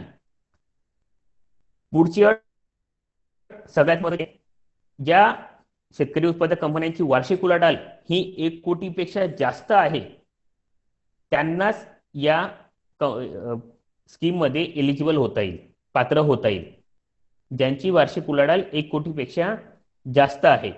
माझ्या मते इथेच खूप काही फार्मर प्रोड्युसर कंपनीज आहेत की इथून ते एलिमिनेट होतील, म्हणजे त्या या क्रायटेरियामध्ये बसणार नाहीत. त्यामुळे माझी आपल्या सगळ्यांना विनंती आहे की आपण जर फार्मर प्रोड्युसर कंपनी नोंदणी असेल तर त्याच्या माध्यमातून आपल्या बॅलन्स शीटमधून काही ना काहीतरी खरेदी विक्रीचे व्यवहार करा, आर्थिक व्यवहार करा. आपल्या बॅलन्स शीटमध्ये सेल परचेसचे ट्रान्झॅक्शन्स येऊ द्या. आपल्याला इन्कम टॅक्स भरायचा नाहीये, आपल्याला टॅक्स भरण्याची गरज नाहीये, कारण केंद्र शासनाने इन्कम टॅक्स आपल्याला माफ केलेला आहे. आपल्याला टॅक्स भरायला नाही, त्यामुळे आपण किती उत्पन्न दाखवलं तर आपल्यासाठी ती खूप चांगली गोष्ट आहे. आपले बॅलन्स शीट्स जेवढे मजबूत होतील, आपली आर्थिक पत्रके जेवढी मजबूत असतील तेवढा आपल्याला जास्त बेनिफिट मिळेल. त्यामुळे आपण ट्रान्झॅक्शन्स आपल्या बुक्स ऑफ अकाउंट मधून केले पाहिजे. जेवढे जास्त व्यवहार तेवढे जास्त आपल्याला फायदे मिळतील. या शेतकरी उत्पादक कंपनीची जी काही प्रोजेक्ट टाकणार आहे त्याची प्रोजेक्ट कॉस्ट ही त्याच्या वार्षिक उलाढालीपेक्षा जास्त नको. म्हणजे समजा आपली 50 लाख 1 कोटीपर्यंत आपली वार्षिक उलाढाल असेल तर आपण 1 कोटीपर्यंतचा प्रोजेक्ट यामध्ये टाकू शकतो. पुढचा मुद्दा सुद्धा महत्वाचा आहे की जे फार्मर प्रोड्युसर कंपनीचे जे काही सभासद आहेत अशांना ते प्रोडक्ट हाताळण्याचं, म्हणजे मी उदाहरणादाखल नंदुरबार जिल्ह्याची मिरची घेतली, मिरचीमध्ये व्यवसाय करण्याचं किंवा मिरचीमध्ये संदर्भात काहीतरी काम करण्याचं त्या कंपनीच्या सभासदांना 3 वर्षाचा अनुभव असला पाहिजे, तरच ते एलिजिबल होऊ शकतील. त्या फार्मर प्रोड्युसर कंपनीची 90% स्वतःचा हिस्सा टाकण्याची क्षमता पाहिजे. त्याच पद्धतीने बँकेतून कर्ज उपलब्ध करण्याची सुद्धा त्या कंपनीमध्ये क्षमता असेल तरच ते या याच्यामध्ये एलिजिबल होतील. नाहीतर आपल्याला गव्हर्नमेंट स्कीम मंजुरीचं प्रमाणपत्र देईल आणि आपल्याला कर्जच मिळणार नाही, आपली पूर्ण मेहनत त्यामध्ये वाया जाईल. असं ते व्हायला नको. त्यामुळे आधी कर्ज मिळेल का, आपण त्यासाठी पात्र होऊ का, हा विषय बघणं आवश्यक आहे. कर्ज मिळालं तरच सरकार सबसिडी देईल, अन्यथा आपल्याला सबसिडी देणार नाही.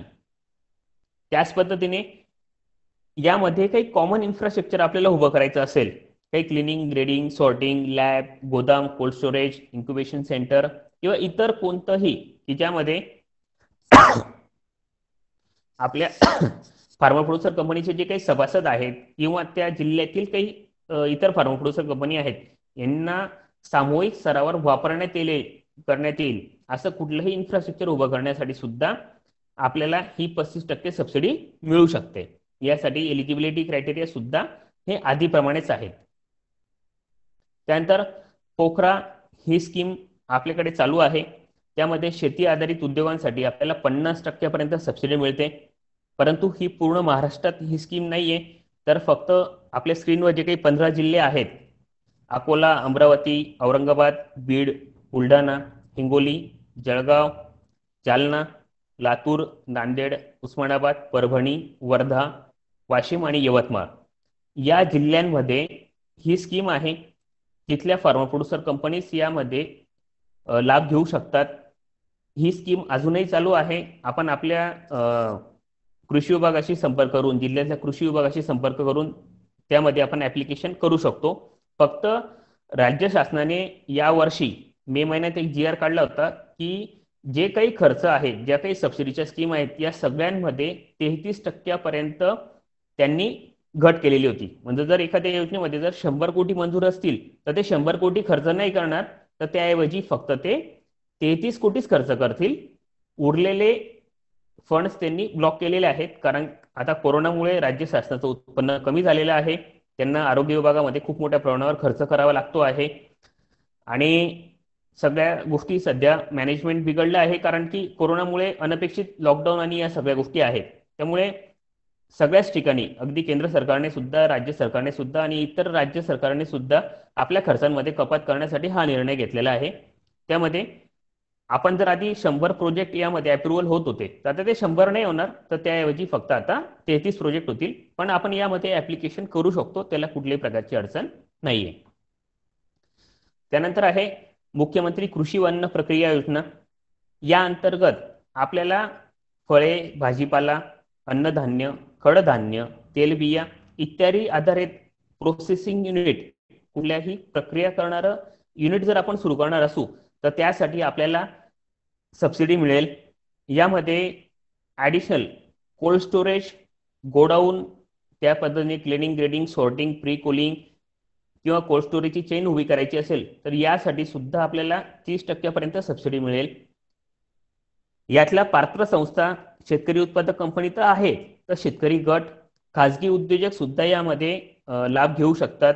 ग्रामीण बेरोजगार किंवा कोऑपरेटिव्ह संस्था सुद्धा यामध्ये बेनिफिट घेऊ शकतात. शेतकरी उत्पादक कंपनीला नक्कीच यामध्ये प्रायोरिटी आहेच. ही जी काही सबसिडी आहे, ही आपण जो काही प्रकल्प उभा करणार आहोत, त्या प्रकल्पाच्या साठी जी काही आपण मशिनरी खरेदी करू, यंत्रसामग्री खरेदी करू, ती व जे काही बांधकाम करावं लागेल, या दोघांची जी काही रकमेची बेरीज होईल, त्याच्या 30% आपल्याला अनुदान मिळेल. परंतु हे अनुदान जास्तीत जास्त 50 लाखापर्यंत असेल. 50 लाखापेक्षा जास्त मिळणार नाही. म्हणजे समजा आपण 1 कोटीचा प्रोजेक्ट टाकला, तर 1 कोटीच्या 30% आपल्याला अनुदान मिळेल. परंतु आपण 2 कोटीचा प्रोजेक्ट टाकला, तर त्याच्या 30% म्हणजे 60 लाख रुपये होतील. तर आपल्याला 60 लाख नाही मिळणार, तर आपल्याला त्याऐवजी फक्त 50 लाख मिळतील. या पद्धतीने ही सबसिडीची स्कीम आहे. ही सबसिडी 2 वार्षिक समान हप्त्यामध्ये आपल्याला मिळेल. एक आपला प्रकल्प पूर्ण झाल्यानंतर आणि एक प्रकल्प पूर्ण क्षमतेने सुरू झाल्यानंतर. या प्रकल्पाला मंजूर करण्यात येणारे जे काही अनुदान आहे, त्या अनुदानाच्या 1.5 इतकं आपण कर्ज काढलंच पाहिजे. कर्ज काढलं तर आपल्याला सबसिडी मिळेल. आपण जर संपूर्णपणे आपल्या स्वतःच्या पैशांनी प्रोजेक्ट सुरू करणार असू, तर त्याला यामध्ये सबसिडी मिळणार नाही. ही गोष्ट समजून घ्या. ही गोष्ट आवश्यक आहे, जे आपले कर्ज हे सबसिडीपेक्षा 1.5 पट असलं पाहिजे. याची प्रक्रिया आहे की जेव्हा आपल्याला कर्ज मंजूर होईल, त्यावेळेस आपल्याला प्रिन्सिपल अप्रुव्हलसाठी म्हणून आपल्या जिल्ह्याच्या कृषी विभागामध्ये आपली फाईल जमा करावी लागेल. त्यानंतर आपल्याला प्रिन्सिपल अप्रुव्हल मिळेल. त्यानंतर आपल्या प्रोजेक्टला मंजुरी होईल. आपल्याला प्रोजेक्ट उभा करायचा आहे. प्रोजेक्ट उभा झाल्यानंतर आपल्याला यामध्ये सबसिडी मिळेल. फर्स्ट इन्स्टॉलमेंट 50% आधी आणि 50% 1 वर्षानंतर, जेव्हा आपला जे काही युनिट आहे ते पूर्ण कॅपॅसिटीने सुरू होईल त्यावेळेस. आता 29 जून रोजी केंद्र शासनाने पुन्हा एक निर्णय काढला. त्या अंतर्गत 2020-21 करिता जे काही आपला फेब्रुवारीमध्ये बजेट डिक्लेअर केला होता, त्या बजेटमध्ये त्यांनी 60 कोटी रुपयाची तरतूद केली होती. परंतु आता सगळ्या खर्चांमध्ये 33% म्हणजे कपात करायचं ठरवलं. म्हणजे खर्च 33% होतील. तर त्या अनुषंगाने 19 कोटी 80 लाख इतकाच निधी या स्कीमसाठी म्हणून स्टेट गव्हर्नमेंटने, राज्य शासनाने ठेवलेला आहे. आणि तेवढा आपण बेनिफिट यामध्ये घेऊ शकतो. आपण जरी आता ऍप्लिकेशन करायचं म्हटलं, तर आपली सगळी प्रक्रिया करत करत आपल्याला फेब्रुवारी मार्च उजाडेल आणि आपण नेक्स्ट फायनान्शियल इयर मध्ये जाऊ, तर तोपर्यंत आपल्याला सबसिडी मिळेल. तोपर्यंत त्या गोष्टीला काही अडचण नाहीये, आपण यामध्ये अर्ज करू शकतो. ही एक स्कीम आहे की जी खूप साऱ्या शेतकरी उत्पादक कंपन्यांना माहीत राहत नाही किंवा ही जास्त चर्चेमध्ये येत नाही. ही कंपनी, या स्कीमचे बेनिफिट शेतकरी उत्पादक कंपनी घेऊ शकते, परंतु ही औद्योगिक म्हणजे इंडस्ट्रीजसाठी असलेली ही सबसिडीची स्कीम आहे. सामूहिक प्रोत्साहन योजना 2019. या योजनेमध्ये जे काही आपण MSMEs आहेत, त्या MSMEंना सबसिडी मिळते. MSMEच्या क्रायटेरियामध्ये जर शेतकरी उत्पादक कंपनी बसत असेल, तर त्यांना सुद्धा या स्कीमचे बेनिफिट घेता येऊ शकतात. या स्कीममध्ये सगळ्यात जास्त सबसिडीज आहेत इतर कुठल्याही याच्यापेक्षा. जर आपण याचं अनालिसिस केलं, तर पूर्ण महाराष्ट्राचे तालुक्यानिहाय यांनी या ठिकाणी एक अ ब क ड या स्वरूपामध्ये वर्गीकरण केलेलं आहे. या ठिकाणी आपण बघू शकत असाल तालुका क्षेत्र वर्गीकरण. म्हणजे आपण जे काही तालुक्यात राहतो, तो तालुका हा कुठल्या तरी अ ब क ड किंवा D+ या झोनमध्ये तो येत असेल, तर त्या ठिकाणी त्यानुसार आपल्याला ही सबसिडी मिळेल. अ साठी कुठल्याही प्रकारची सबसिडी नाही आहे. अ मध्ये मुख्यत्वे करून पुणे वगैरे सिन्नर ज्या ठिकाणी खूप एमआयडीसी डेव्हलप झाली त्या ठिकाणी नाही आहे. ब मध्ये 30%, क मध्ये 40%, ड मध्ये 50% आणि डी प्लस मध्ये 60% सबसिडी मिळेल. विदर्भ, मराठवाडा, रत्नागिरी, सिंधुदुर्ग व धुळे जिल्ह्यासाठी 80% इतकी सबसिडी मिळेल. त्याच पद्धतीने विना उद्योग जिल्हे, नक्षलग्रस्त जिल्हे आणि आकांक्षी जिल्हे यासाठी 100% सबसिडी आहे. 100% सबसिडी कुठल्याही योजनेमध्ये नाहीये, परंतु या योजनेमध्ये आहे. फक्त या योजनेचा एक सगळ्यात मोठी अडचण आहे की आपण या योजनेअंतर्गत जो काही प्रोजेक्ट उभारू त्या प्रोजेक्टचं जे काही आपण फिनिश गुड्स तयार करणार, वस्तू तयार करणार आहोत, समजा आपण कॅटल फीडचा प्रोजेक्ट टाकला, पशुखाद्याचा, पशुखाद्यावर जीएसटी लागत नाही. परत पशुखाद्यावर जीएसटी लागत नाही, त्यामुळे आपण या स्कीमचं बेनिफिट नाही घेऊ शकत. परंतु जर आपण टोमॅटो सॉस किंवा इतर कुठल्याही असं प्रॉडक्ट घेतलं की ज्यावर जीएसटी लागतो,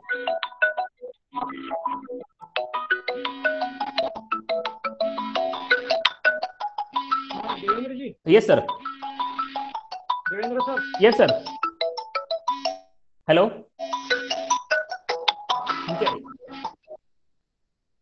सर, म्यूट झालंय तुमचं. येस सर, देशमुख सर हो म्यूट हो झालाय म्यूट तुमचा झाला. आवाज.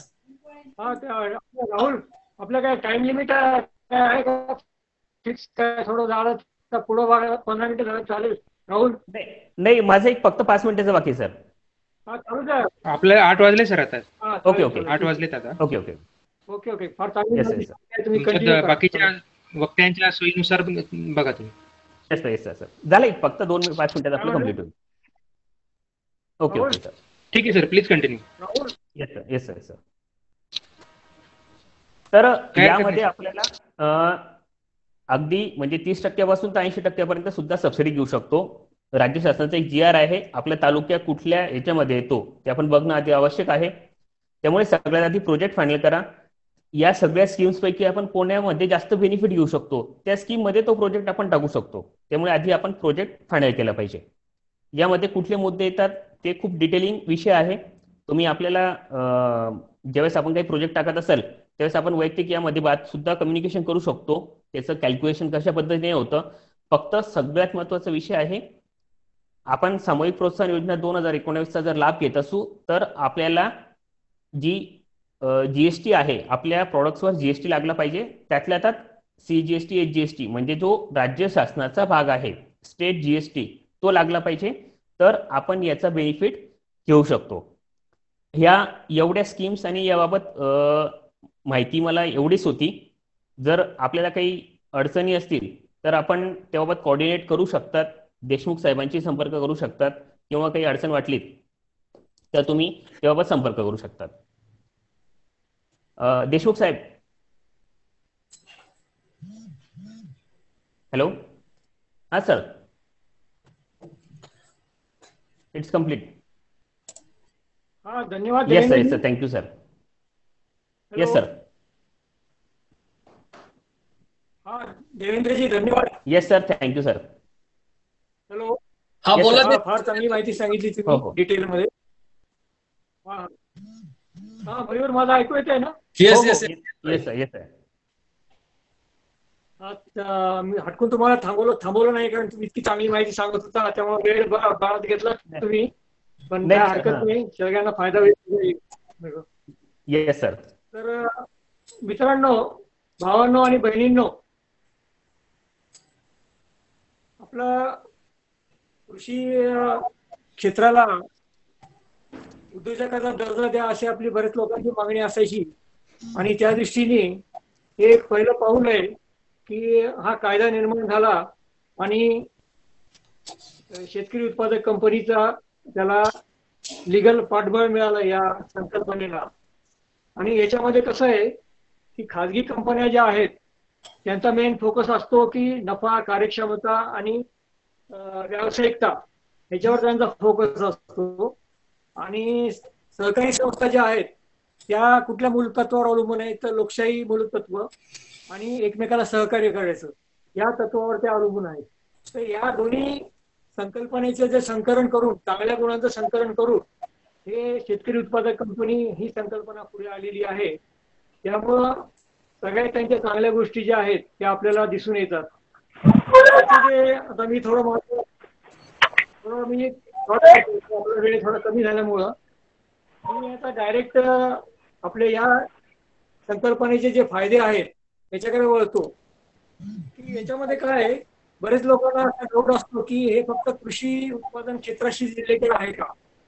पण मित्रांनो तसं नाहीये. हे सगळं जोडधंदे जे आहेत कृषी रिलेटेड त्याच्यामध्ये मत्स्यपालन असेल, पर्यटन असेल, पशुपालन असेल, दुग्ध व्यवसाय असेल, इव्हन पर्यटन क्षेत्रात पण खूप लोकांनी खूप चांगली कामगिरी या क्षेत्रामध्ये केलेली आहे. हे सगळे जोडधंदे जे आहेत ते याच्या स्कोपमध्ये येतात. त्यामुळं असं कुठला डाऊट घ्यायची काही जरूर नाही.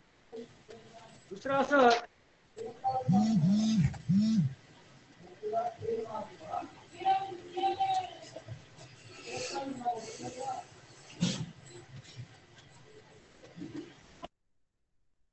पूर्ण भारतभर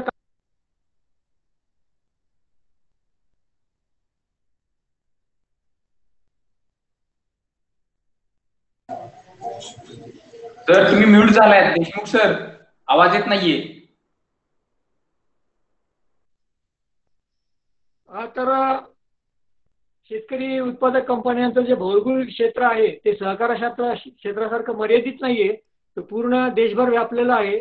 आणि आपला जो व्यवहार जो आहे बिझनेस आपण फार ग्लोबल लेवल पर्यंत आपण नेऊ शकतो. हा एक फायदा आहे त्याच्यामध्ये. दुसरं असं की याला सहकारी क्षेत्राला स्वायत्तता फार कमी आहे. त्याच्यामध्ये बरेचसे डिपेंडन्सी आहे सरकारवर. आणि परंतु शेतकरी उत्पादक कंपन्यांमध्ये कसं आहे की स्वायत्तता खूप आहे. उदाहरण सांगायचं झालं, समजा माझं ऑथोराइज कॅपिटल 10 लाख रुपये आहे. नंतर कंपनी मोठी झाली आणि असं वाटलं की आपल्याला 20 लाख करायचंय, तर आपण अॅन्युअल जनरल मीटिंग मध्ये त्याचं सँक्शन घेऊ शकतो. आणि फक्त मिनिस्ट्री ऑफ कॉमर्स अफेअर्स त्यांना नुसतं कळवायचं, म्हणजे फक्त इन्फॉर्म करायचं, त्यांची परमिशनची काही जरूर नाही.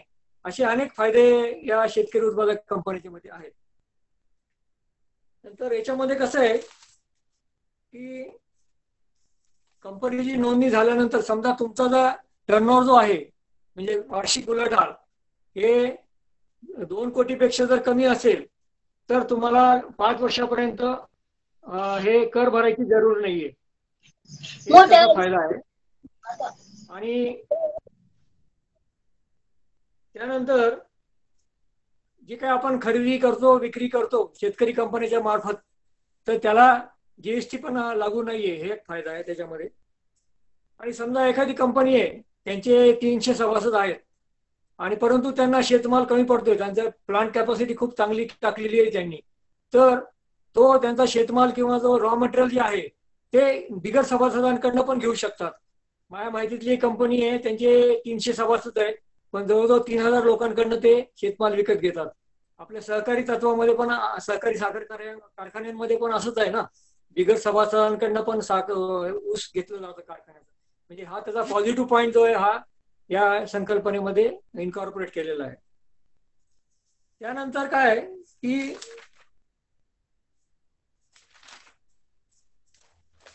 कंपनीच्या मार्फत बरेचसे जे प्रायमरी प्रोसेसिंग जे होतं, त्याचबरोबर प्रत्येक इंडिव्हिज्युअली शेतकऱ्यांना हे जमत नाही की त्याच्या शेतमालाचं प्रमाणीकरण करणं किंवा ब्रँडिंग करणं किंवा एक्सपोर्ट करणं. ते शेतकरी कंपनीच्या माध्यमातून काय होतं की त्यांना हे सगळ्या गोष्टी करता येतं. हा एक चांगला फायदा आहे त्याच्यामध्ये. नंतर बरेच वेळा वाहतूक सेवा पण काही कंपन्या देतात, म्हणजे त्यांच्या शेतकऱ्याच्या बांधापर्यंत त्यांचा माल खरेदी करतात आणि नंतर हे शहरामध्ये बरेच आउटलेट काढतात. त्याला आपण रुरल मार्ट असं म्हणू शकतो. वेगवेगळ्या ठिकाणी रुरल मार्ट करतात, तर तिथपर्यंत माल पोहोचवतात ते. आणि नंतर सामुदायिक सुविधा असतील ज्याच्यामध्ये मिटिंग होऊ शकतात किंवा काही प्लांट आपली मशिनरी इन्स्टॉल केलेली आहे, तिथं काय प्रक्रिया चालू आहे आपली, ते त्याची उभारणी करणं, शीतगृह उभारणी करणं किंवा गोदाम हे उभारणी करणं, हे सगळं कामं जे आहेत ते शेतकरी उत्पादक कंपन्या करू शकतात. आणि प्रत्येक शेतकरी जो छोटा शेतकरी आहे तो निविष्ठा खरेदी करताना त्याला घासाघीस करता येत नाही किंवा कमी प्रमाणात त्याला जसे निविष्ठा ज्या आहेत ज्याच्यामध्ये शेत बी बियाणं आहे, नंतर पाईपलाईन असेल किंवा कीटकनाशकं आहेत, औषधं आहेत, खते आहेत. तर शेतकरी उत्पादक कंपनी काय करते, सगळ्यांची रिक्वायरमेंट एकत्र करते. नंतर जे कोणी स्वस्त देईल त्यांच्याशी निगोशिएशन करतात, कारण निगोशिएशन पॉवर आपली वाढलेली असते, कारण क्वांटिटी पण वाढल्यामुळं तो एक फायदा होतो. त्यामुळं जवळपास म्हणजे कलेक्टिव्ह बार्गेनिंग पॉवर ज्याला आपण म्हणतो तसं झाल्यामुळं त्याच्यामध्ये आपल्याला बरंच 15 ते 20% फायदा या शेतकरी कंपन्याला होतो आणि डेफिनेटली तो शेतकरी सभासदांना पास आउट केला जातो, म्हणजे दिला जातो. त्यामुळे त्यांना बी बियाणं आणि निविष्ठांचा खर्च जो आहे तो 15% ते 20% त्याच्यामध्ये त्यांना कमी खर्च करावा लागतो. नंतर काय होतं की बरेच वेळा कृषी अधिकाऱ्यांना बरेच काही योजना असतात, त्यांच्या फळझाडं मोफत त्यांना वाटायचे असतात, बियाणं मोफत वाटायचे असतात किंवा प्रशिक्षण द्यायचं असतं, परंतु त्यांना संपर्क कोणाला करायचा कळत नाही गावामध्ये. तर हे शेतकरी उत्पादक कंपनी जी आहे ते एक सिंगल विंडो म्हणून पुढे येते आणि मग हे कृषी अधिकारी त्यांना संपर्क साधतात. मग जे काय करायचं असेल ते त्यांना हँडओव्हर करतात. मग इंटरनली ते जे खत आहे किंवा काय असेल गोष्टी त्या इंटरनली त्या सभासदांना डिस्ट्रीब्यूट करण्यात येतात. तर हा पण एक फायदा आहे. शेतकरी उत्पादक कंपनी तंत्रज्ञान असेल किंवा काय प्रशिक्षण आयोजित करायचं असेल ते पण आयोजित करतात आणि सभासदांना नॉलेज त्याचं जे आहे ते कायम अपडेट ठेवत असतात.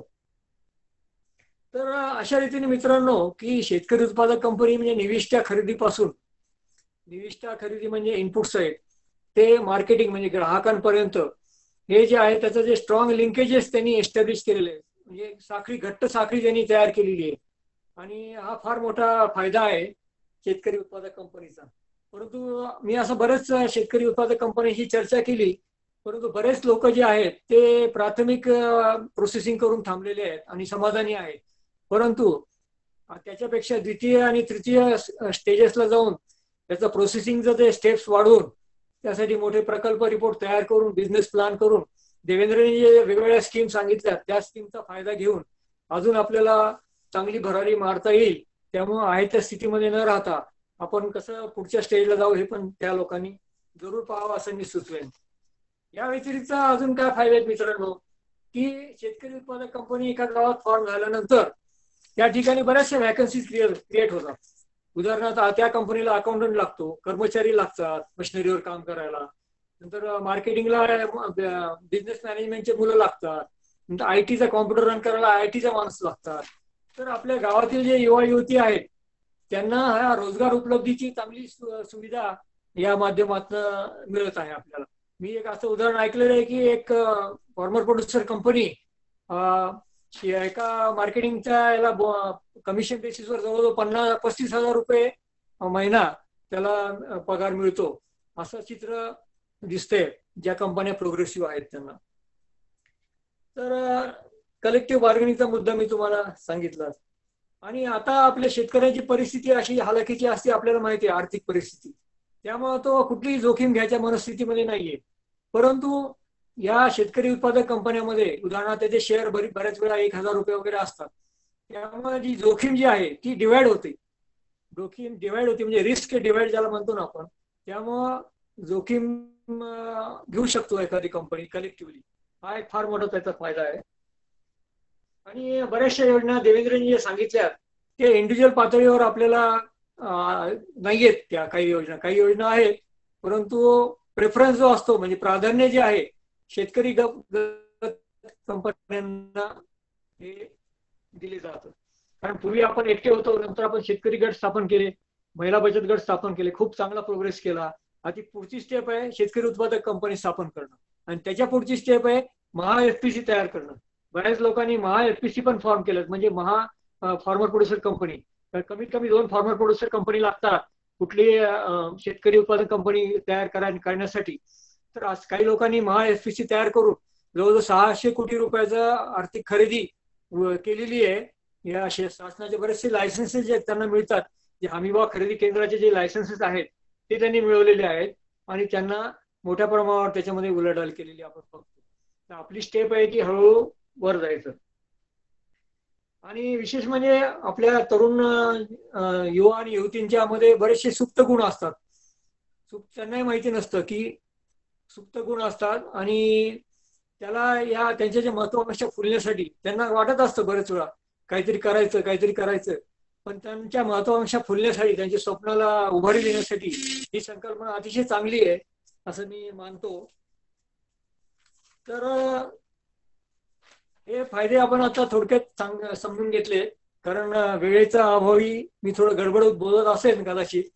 आता माझा दुसरा विषय आहे, म्हणजे दुसरा विषय काय आहे माझा तर बोलण्याचा, की ज्या कंपन्या तयार झाल्या परंतु नंतर ते चालू शकल्या नाहीत, इनऍक्टिव्ह झाल्या, तर त्याच्या अपयशाची मीमांसा आपल्याला करायची. कारण मी इंडस्ट्रीयलचा मला एक्सपिरियन्स असल्यामुळे आमच्याकडे काय फेल्युअर अनालिसिस असतं, हा प्रकार असतो.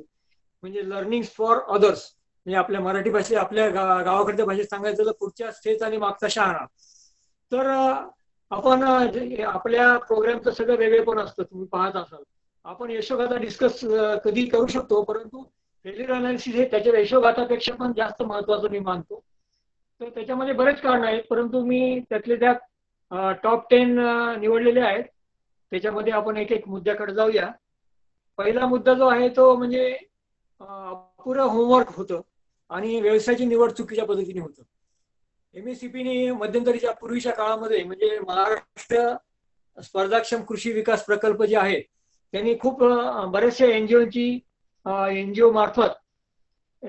नेमणूक केली आणि त्यांच्या मार्फत शेतकरी उत्पादक कंपन्यांची निर्मितीसाठी त्यांना सांगितलं आणि त्यासाठी मग त्यांना हँड होल्डिंग करा, त्यांना पूर्ण कंप्लायन्सेसची माहिती सांगा, त्यांचं मार्केट लिंकेज एस्टॅब्लिश करून द्या असं त्यांना, आणि म्हणजे असं त्याप्रमाणे ठरलं होतं.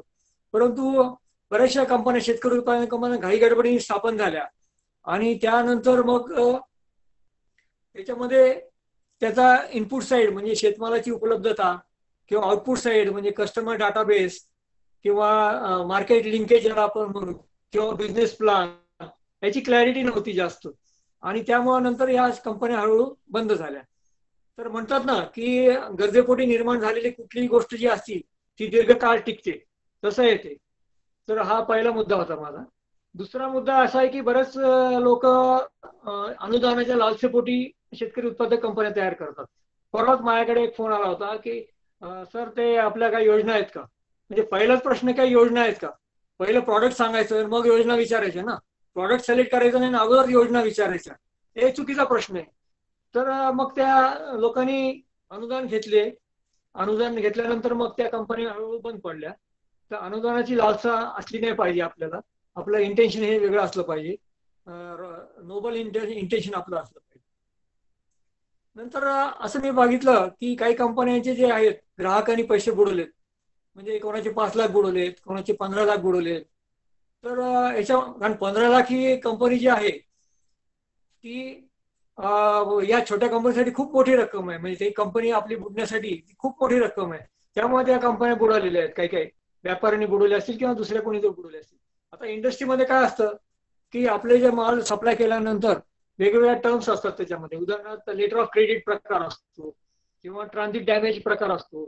तर आपण आपली ऑर्डर घेताना कस्टमरकडनं या टर्म्स अँड कंडिशन आपण डिक्टेट करू शकतो. पूर्वी आपण एकटे होतो, आता आपल्याला कंपनी आपली शेतकरी उत्पादक कंपनी आहे, त्यामुळे आपण या टर्म्स अँड कंडिशन डिक्टेट करू शकतो आणि आपण सांगू शकतो की या टर्म ऍडव्हान्स आम्हाला एवढं पाहिजे वगैरे वगैरे. हे जे त्याला रिस्क मॅनेजमेंट टूल्स म्हणतात, याचा आपण अभ्यास करून हे आपल्या ऑर्डरमध्ये ते कसे अंतर्भूत होतील आणि आपल्याला ते त्याच्यापासून आपलं नुकसान कसं होणार नाही हे आपण काळजी घेतली पाहिजे. दुसरं आता सांगितलं की कडक नियमावली आहेत, म्हणजे सहकार क्षेत्रामध्ये आपल्याला सवय झाली 2-2 वर्ष अॅन्युअल जनरल मीटिंग घेतली नाही तरी चालतं. परंतु आता जसं फायदे सांगितले कंपनी प्रोड्युसर कंपनीचे, तसं त्यातला एक क्लिष्ट भाग असा आहे की त्याची जी नियमावली आहे ती अत्यंत कडक आहे. कारण ती जी नियमावली आहे ती औद्योगिक कंपनीच्या आधारे नियमावली तयार केलेली आहे. त्याच्यामध्ये दिवसाचं लिमिट आहे, हे एवढं 90 दिवसात झालं पाहिजे, एवढं 60 दिवसात झालं पाहिजे, म्हणजे प्रत्येक गोष्ट टाइम बाउंड आहे. आणि त्यामुळं आपल्याकडच्या लोकांना ते अजून कळायला वेळ लागेल, परंतु ते समजून घ्या आणि कंप्लायन्स करा. कारण कितीतरी कंप्लायन्स जर केला नाही वेळेवर तर पर डे दंड आहेत, त्याच्यामध्ये पेनल्टी खूप आहे. तर अशी खूप पेनल्टी झाल्यामुळं लागल्यामुळं कंपन्याला काही समजलं नाही की आता हे कम्प्लायन्सेस कसे करायचे आणि त्यामुळं दंड कसा भरायचा. तर एक वाक्य चांगलं सांगितलं देवेंद्र यांनी, कंपनी सुरू करायला जेवढा खर्च आहे त्यापेक्षा जास्त खर्च कंपनी बंद करायला येतो. एक फार चांगलं वाक्य आहे आणि सगळ्यांनी समजून घ्या की कम्प्लायन्स किती महत्वाची आहे. म्हणजे ट्रान्झॅक्शन झालं नसेल, म्हणजे प्रॉफिट झाला नसेल तर इन्कम टॅक्स रिटर्न भरावा लागतो. हा त्यातला एखादा मुद्दा म्हणता येईल आपल्याला. नंतर असं पाहतो आपण की निस्वार्थी आणि कार्यक्षम नेतृत्व असं कधी कधी काही काही कंपन्यांना मिळत नाही आणि त्यामुळे त्या कंपन्या पण हे जातात, म्हणजे बंद पडतात हळूहळू. आणि तुम्हाला तर माहिती आहे स्थानिक भागामध्ये हेवे दावे गटबाजी वगैरे असतील, तर त्याच्यावर पण आपल्याला मात करायची आहे. आता महत्वाच्या मुद्द्याकडे वळतो की उत्पादनामध्ये 12 महिने हे सातत्य पाहिजे. फार महत्वाचा मुद्दा आहे, लक्षात घ्या मित्रांनो. कसं आहे की बरेच वेळा एका कंपनीने एक उत्पादन मनुक्याचं आणि बेदाण्याचं उत्पादन घेतलं आणि कंपनी फॉर्म केली, परंतु नंतर हे जे उत्पादन आहे, हा जो बिझनेस आहे, हा 3 महिने चालणार आहे. मग उरलेल्या 9 महिन्यामध्ये काय करायचं? मग कर्मचारी आहेत, एम्प्लॉईज आहेत, नंतर ते आपले जे जागा आहे किंवा मशिनरी इन्स्टॉल केलेली आहे त्याचं युटिलायझेशन कसं करायचं? म्हणजे 9 महिने हे सगळं आयडल राहणार. तर हे चुकीची पॉलिसी आहे. मग त्याला 9 म्हणजे 12 महिने चालू राहणारा म्हणजे त्याला पूरक काही अजून कुठलं उत्पादन होऊ शकतं का, याचा पण विचार त्याच्यामध्ये व्यवसाय निवडताना झाला पाहिजे. त्याला आपण आमच्या भाषेमध्ये प्रोडक्ट मिक्स म्हणतो आम्ही. तो पण विचार त्याचा फार महत्वाचा मुद्दा आहे की 12 महिने आपलं सातत्याने उत्पादन हे चालू राहिलं पाहिजे. त्या दृष्टीने आपण निवड केली पाहिजे. अजून एक फायनान्शियल म्हणजे कमर्शियल पॉईंट एक आहे, त्याला आपण ब्रेक इव्हन पॉईंट म्हणतो मित्रांनो.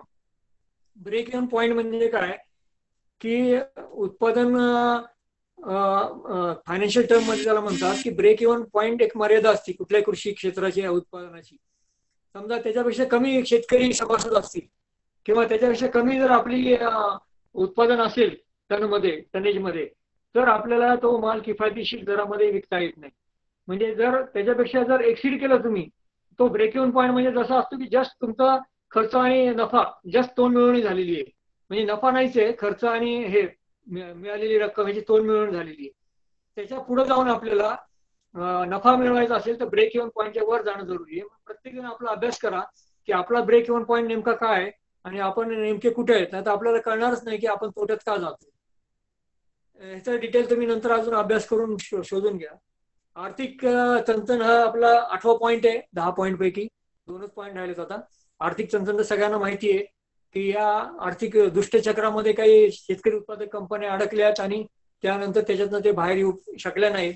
हे एक आहे. पण मी बघतो की काही कंपन्यांनी काय आयडिया केली की लाभांशचं जे वाटप आहे डिव्हिडंड ज्याला आपण म्हणतो, ते काही वर्ष त्यांनी सभासदांना वाटलं नाही आणि ते रिझर्व्ह फंडामध्ये त्यांनी वर्ग केले. त्याचा फायदा काय आहे की जे बिझनेसमध्ये जे अप्स अँड डाऊन्स असतात, चढ उतार असतात, तर त्याच्यामध्ये किंवा एखाद्या सुविधा आपल्याला पायाभूत सुविधामध्ये आपल्याला गुंतवणूक करायची असेल तर हा जो मनी आहे, पैसे आहेत, त्याचा आपल्याला उपयोग घेऊ शकतो. तर आर्थिक म्हणजे फायनान्शियल मॅनेजमेंट जे आहे त्याचा पण तज्ज्ञ लागेल तुम्हाला, फायनान्शियल मॅनेजमेंटचा, त्याचा पण तुम्ही विचार करा. नंतर 9वा मुद्दा आहे लॅक ऑफ एक्सपर्टाईज आणि प्रोफेशनलिझम.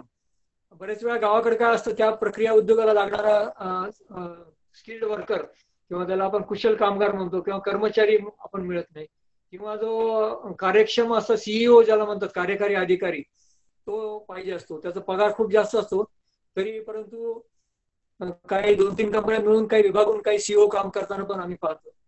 तर मला असं म्हणायचं की ह्या कर्मचाऱ्यांना वारंवार तुम्ही प्रशिक्षण द्या, त्यांचं नॉलेज अपडेट ठेवा. पाहिजे तर जे चांगल्या कंपन्या काम करतायत त्यांचे व्हिजिट अरेंज करा. व्हिजिट म्हणजे नुसतं असं नाही की ट्रिप काढली, सकाळी गेले संध्याकाळी आले. काही लोकांना तिथं कामाला 1 महिना ठेवा तुम्ही, त्यांना शिकू द्या तिथं कसं वर्किंग आहे, त्यांचं ऍडमिनिस्ट्रेशन कसं आहे. आणि मग हे नॉलेज अपडेट हे फार करणं जरुरी आहे, कारण इंडस्ट्रीमध्ये त्याला फार महत्व दिलं जातं. त्यासाठी सेपरेट डिपार्टमेंट पण आहे, ह्युमन रिसोर्स डेव्हलपमेंट. आता शेवटचा मुद्दा सांगतो मित्रांनो की आपल्याकडे कशी मानसिकता आहे की तात्पुरता फायदा बघायचा, अशी आपल्याकडे मानसिकता आहे की शॉर्ट टर्म गेन ज्याला म्हणतो. त्याला कसं आहे की लॉंग टर्म व्हिजन पाहिजे आपल्याकडे. शॉर्ट टर्म गेम म्हणजे पटकन फायदा मिळण्यासाठी आपली मानसिकता असते. तर तसं न करता मी असं तुम्हाला सुचवेन की आपला जो शेतमाल आहे किंवा कुठलंही उत्पादन असेल किंवा आपली जी काही सेवा असेल, तर ती सेवा कमीत कमी दरामध्ये, किफायतशीर दरामध्ये, वेळेवर आणि त्याची सेवा जी आहे तत्पर सेवा देणं हे अत्यंत जरुरी आहे. आणि त्याला मी PQRS म्हणतो माझ्या भाषेमध्ये. P म्हणजे प्राइस, Q म्हणजे क्वालिटी, म्हणजे हे अत्यंत महत्वाचे. क्वालिटी जी आहे, गुणवत्ता. R म्हणजे मी नवीन काढले शोधून, R म्हणजे रिसिप्ट. पूर्वी इंडस्ट्री भाषेमध्ये डिस्पॅच म्हणत होते, पण मी या आकडेवारी हे करण्यासाठी R म्हणजे रिसिप्ट. म्हणजे तुम्ही शेतमाल पाठवला म्हणजे तुमची जबाबदारी संपत नाही. समजा तुम्ही बंदरामध्ये एक्सपोर्ट केलेला माल अडकलाय, कुठं झालं, काय झालं, किंवा रस्त्यामध्ये ट्रान्झिटमध्ये ट्रक थांबलाय कुठेतरी, पण ग्राहकाला मिळाला नाही तोपर्यंत तुमची जबाबदारी संपत नाही. त्यामुळे रिसिप्ट हा पण फार महत्वाचा मुद्दा आहे. आणि S म्हणजे तत्पर सेवा, सर्व्हिस. तर हे 4 मुद्दे अत्यंत महत्वाचे आहेत. तर त्या परवाचाच अनुभव सांगतो. मी हेडफोन घेतला होता, ऑनलाईन घेतला होता, तर एका कानाचं ते सदोष ऐकू येत होतं. तर एका आठवड्याच्या आत त्यांनी तोटा सहन करून त्या कंपनी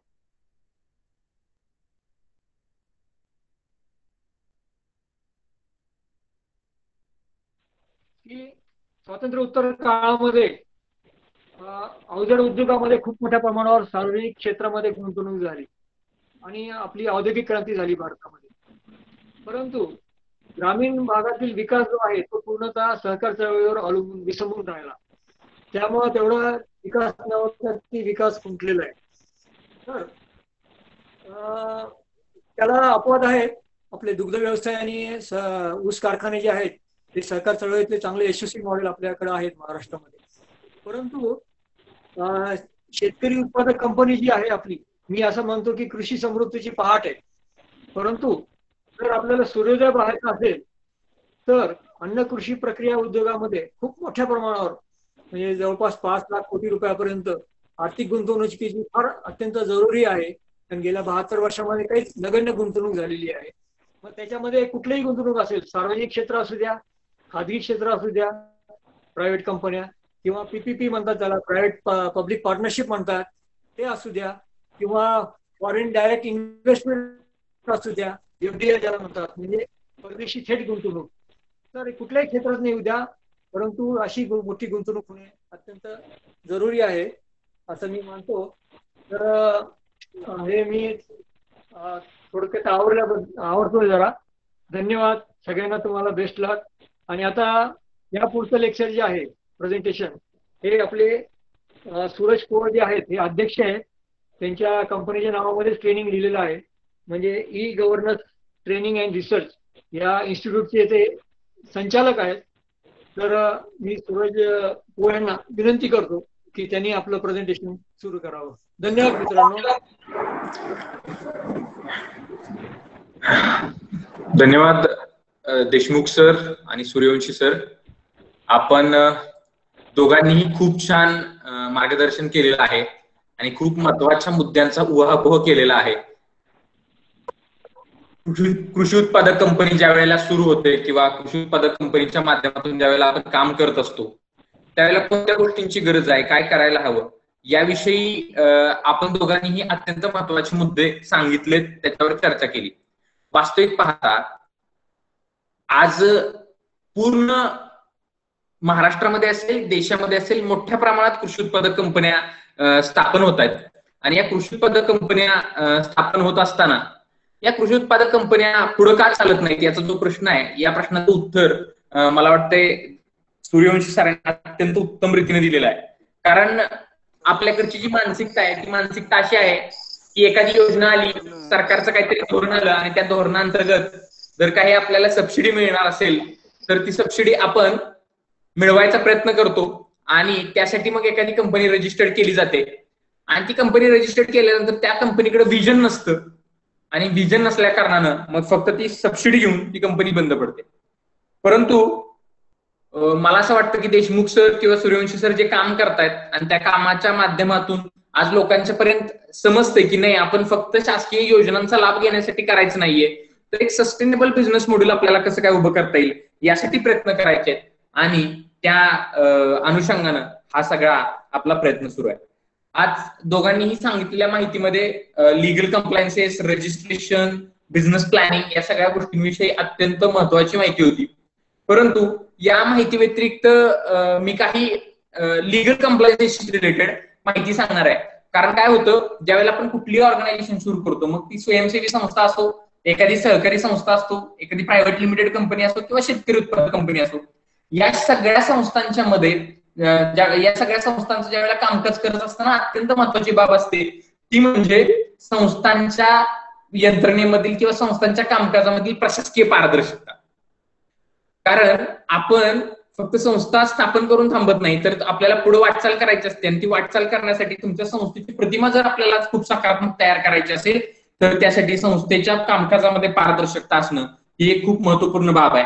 आणि त्यामध्येच पारदर्शकता असल्याचा फायदा काय होतो किंवा जर आपण लीगल कंप्लायन्सेस करतो त्याचा फायदा काय होतो, तर त्यामुळं आपल्याला सरकार जे काही कायदेशीर बडगा उगारतो, तुम्ही एखाद्या वेळेला जर लीगल कंप्लायन्सेस थांबवले किंवा ते केले नाही, तर आता देवेंद्र सरांनी सांगितलं की खूप मोठ्या प्रमाणात काही लाखांमध्ये त्यांना दंड झालेले आहेत आणि त्यामुळं त्यांना ते दंड सुद्धा भरणं शक्य नाहीये. अशा परिस्थितीत त्या संस्था बंद करायच्या, परंतु बंद सुद्धा करू शकत नाही, अशी स्थिती निर्माण झालेली आहे. त्यामुळे तुम्ही जर लीगल कंप्लायन्सेस केले, प्रशासकीय यंत्रणेमध्ये पारदर्शकता ठेवली, तर मला असं वाटतं की तुमची संस्था अत्यंत उत्तम पद्धतीनं चालू राहू शकते. आपल्या भारतामध्ये दोन प्रकार आहे, म्हणजे फार्मर प्रोड्युसर ऑर्गनायझेशन आणि फार्मर प्रोड्युसर कंपनी असे दोन प्रकार आहेत. त्यामध्ये वेगवेगळ्या संस्था, नोंदणी संस्था आहेत, ट्रस्ट आहे, सहकारी संस्था आहेत आणि खाजगी मर्यादित कंपन्या सुद्धा आहेत. परंतु आता शेतकरी उत्पादक कंपन्या हा एक चांगला पर्याय आहे.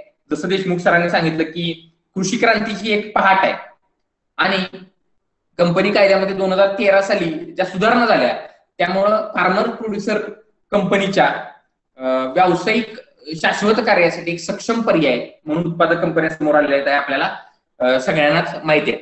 उत्पादक कंपनीचं कार्य जे आहे ते आपल्या प्रायव्हेट लिमिटेड कंपनी सारखंच आहे.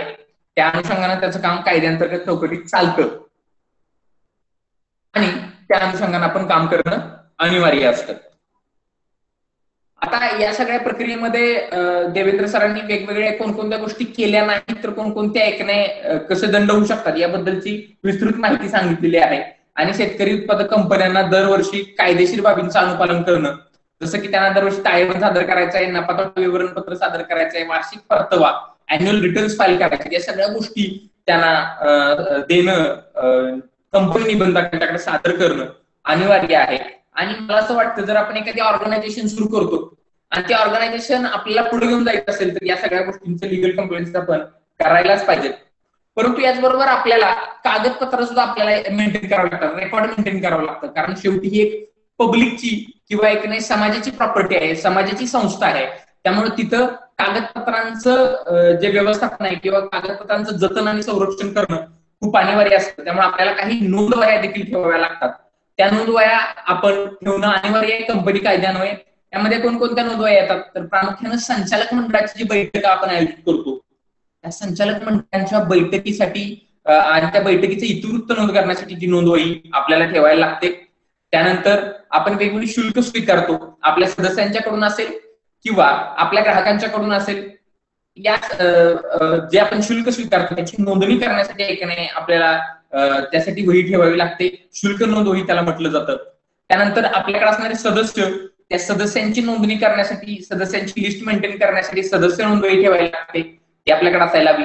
त्यानंतर आपल्याकडं सर्वसाधारण बैठकीचे इतिवृत्त, जसं आपण संचालक मंडळाच्या बैठकीचे इतिवृत्त ठेवतो तसंच सर्वसाधारण सभेच्या बैठकीचे सुद्धा इतिवृत्त ठेवलं पाहिजे. त्यासाठीचं पुस्तक किंवा त्यासाठीचे ऐकणे नोंद वही ठेवणं अनिवार्य आहे. त्याचबरोबर आपल्या ऐकणे जर शाखा असतील 2-3 तर त्या शाखांमध्ये वेगवेगळे होणारे व्यवहार असतील, ते शाखा कार्यालयामध्ये झालेल्या व्यवहारासंदर्भात खात्याची आपण नोंद वही ठेवली पाहिजे. त्याचबरोबर आपल्याकडं जो लाभांश दिला जातो काय किंवा त्या लाभांश देय असतो त्यासाठीची नोंद वही देखील आपल्याकडे असणं अनिवार्य आहे. अशा वेगवेगळ्या स्वरूपाच्या नोंदवह्या आपल्याकडे असाव्या लागतात आणि ते ठेवणं कायद्यानं बंधनकारक करण्यात आलेलं आहे. याचबरोबर काय होतं की कुठलीही संस्था असेल, जशी कृषी उत्पादक कंपनी आहे तशीच अगदी आपल्याकडं स्वयंसेवी संस्था असतात. आणि तुम्हा सगळ्यांना माहितीच असेल की 2017 साली महाराष्ट्राच्या धर्मादाय आयुक्तांनी जसं कृषी उत्पादक company ministry of corporate affairs कडे कंपनी रजिस्टर्ड करून नोंदणी जाते, तसंच आपल्याकडे स्वयंसेवी संस्था धर्मादाय आयुक्त कार्यालयाकडे नोंदणी केल्या जातात. आणि महाराष्ट्राच्या धर्मादाय आयुक्तांनी 2017 साली 1,37,000 स्वयंसेवी संस्था बंद केल्या. याचं कारण काय होतं, तर याचं सगळ्यात महत्वाचं कारण होतं, या संस्थांनी कधीही लिगल कंप्लायन्सेस केलेले नव्हते. म्हणजे त्यांनी ऑडिट रिपोर्ट फाईल केलेले नव्हते, त्यांनी बजेट सादर केलेलं नव्हतं, त्यांनी चेंज रिपोर्ट सादर केलेला नव्हता, त्यांनी घटनेमध्ये दुरुस्ती करून वेळोवेळी घेतलेली नव्हती. या सगळ्या कारणास्तव या संस्था थोडक्यात काय फक्त रजिस्टर्ड झालेल्या होत्या, कामकाज काहीच करत नव्हत्या. त्यामुळे 1,37,000 संस्था बंद करण्यात आल्या. आणि या 1,37,000 संस्था बंद झाल्यानंतर ज्यावेळी मी याचा अभ्यास केला त्यावेळेला असं लक्षात आलं की कुठल्याही कंपनी ज्यावेळेला स्थापन होते किंवा संस्था स्थापन होते तर त्यावेळेला त्याचे जे संचालक आहेत ते योग्य प्रशिक्षण न घेता किंवा प्रशिक्षणाअभावी ती संस्था नोंदणी करतात. कुणाच तरी ऐकून IQ माहितीच्या आधारे संस्था नोंदणी केली जाते. पण मला असं वाटतं कृषी उत्पादक कंपनी जर सुरू करायची असेल तर सूर्यवंशी जर आहेत या विषयातले तज्ज्ञ आहेत त्यांच्यासारख्या व्यक्तीकडे तुम्ही नोंदणीसाठी योग्य मार्गदर्शन घेतलं पाहिजे आणि त्या अनुषंगाने ती संस्था नोंदणी केली पाहिजे.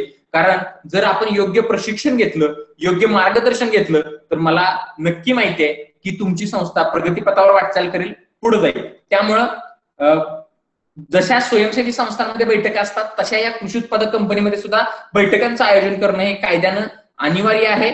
आणि जर या तरतुदीचं पालन करण्यास संस्था किंवा संस्थेचे पदाधिकारी संचालक अपयशी ठरले तर त्यांना त्यासाठी एक नाही दंड देखील होऊ शकतो अशी कायद्यामध्ये तरतूद आहे. प्रामुख्यानं बैठका कोणकोणत्या स्वरूपाच्या असतात तर यामध्ये कंपनीची स्थापना झाल्यापासून 90 दिवसाच्या कालावधीत पहिली सर्वसाधारण बैठक आयोजित करावी लागते ती तुम्हाला, आणि त्यानंतर वार्षिक सर्वसाधारण बैठकीचं आयोजन त्यानंतर करावं लागतं. 2 वर्षामध्ये साधारणतः दोन वार्षिक सर्वसाधारण बैठका ज्या आहेत त्यामध्ये 15 महिन्यापेक्षा जास्त कालावधी असून चालत नाही. थोडक्यात म्हणजे जसं सरांनी सांगितलं देशमुख सरांनी की ते टाइम बाउंड कार्यक्रम आहे. सगळा टाइम बाउंड असल्यामुळं तुम्हाला ते करणं अनिवार्यच आहे. किमान 14 दिवस आधी लिखित स्वरूपात तुम्हाला सूचना देऊन कंपनीची सर्वसाधारण बैठक बोलवली जाते. हे बघा हे अत्यंत महत्वाची बाब आहे.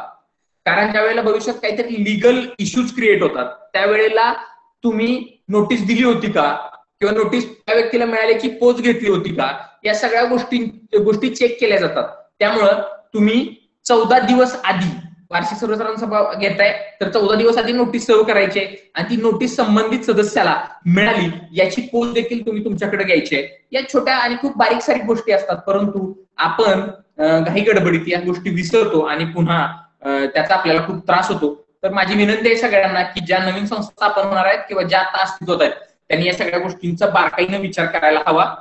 आणि सगळ्यात महत्वाची गोष्ट काय आहे तर या वार्षिक सर्वसाधारण सभेमध्ये कोणकोणत्या गोष्टी कंपनी करू शकते तर एक सगळ्यात महत्वाची गोष्ट अशी आहे की संस्था लेख स्वीकारू शकते. म्हणजे झालेले ऑडिट रिपोर्ट असतील म्हणजे वार्षिक ताळेबंद असतील किंवा काही बदल करायचे असतील तुमच्या संस्थेच्या घटनेमध्ये तर त्याचे प्रस्ताव तुम्हाला स्वीकारता येऊ शकतात. याचबरोबर वार्षिक सर्वसाधारण सभा बोलवण्यासाठी तुम्ही जी सूचना काढता, नोटीस काढता त्याचा एक विशिष्ट फॉर्मॅट तुम्हाला उपलब्ध होऊ शकतो.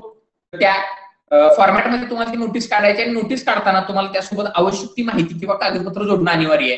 त्यामध्ये पहिली सगळ्यात महत्वाची गोष्ट अशी आहे की विषय पत्रिका, अजेंडा काय आहे तो अजेंडा तुम्ही जोडला पाहिजे. आणि त्यासोबत मागील वार्षिक सर्वसाधारण सभेचा जो एक इतिवृत्तांत आहे तो इतिवृत्तांत तुम्हाला त्यासोबत जोडणं अनिवार्य आहे.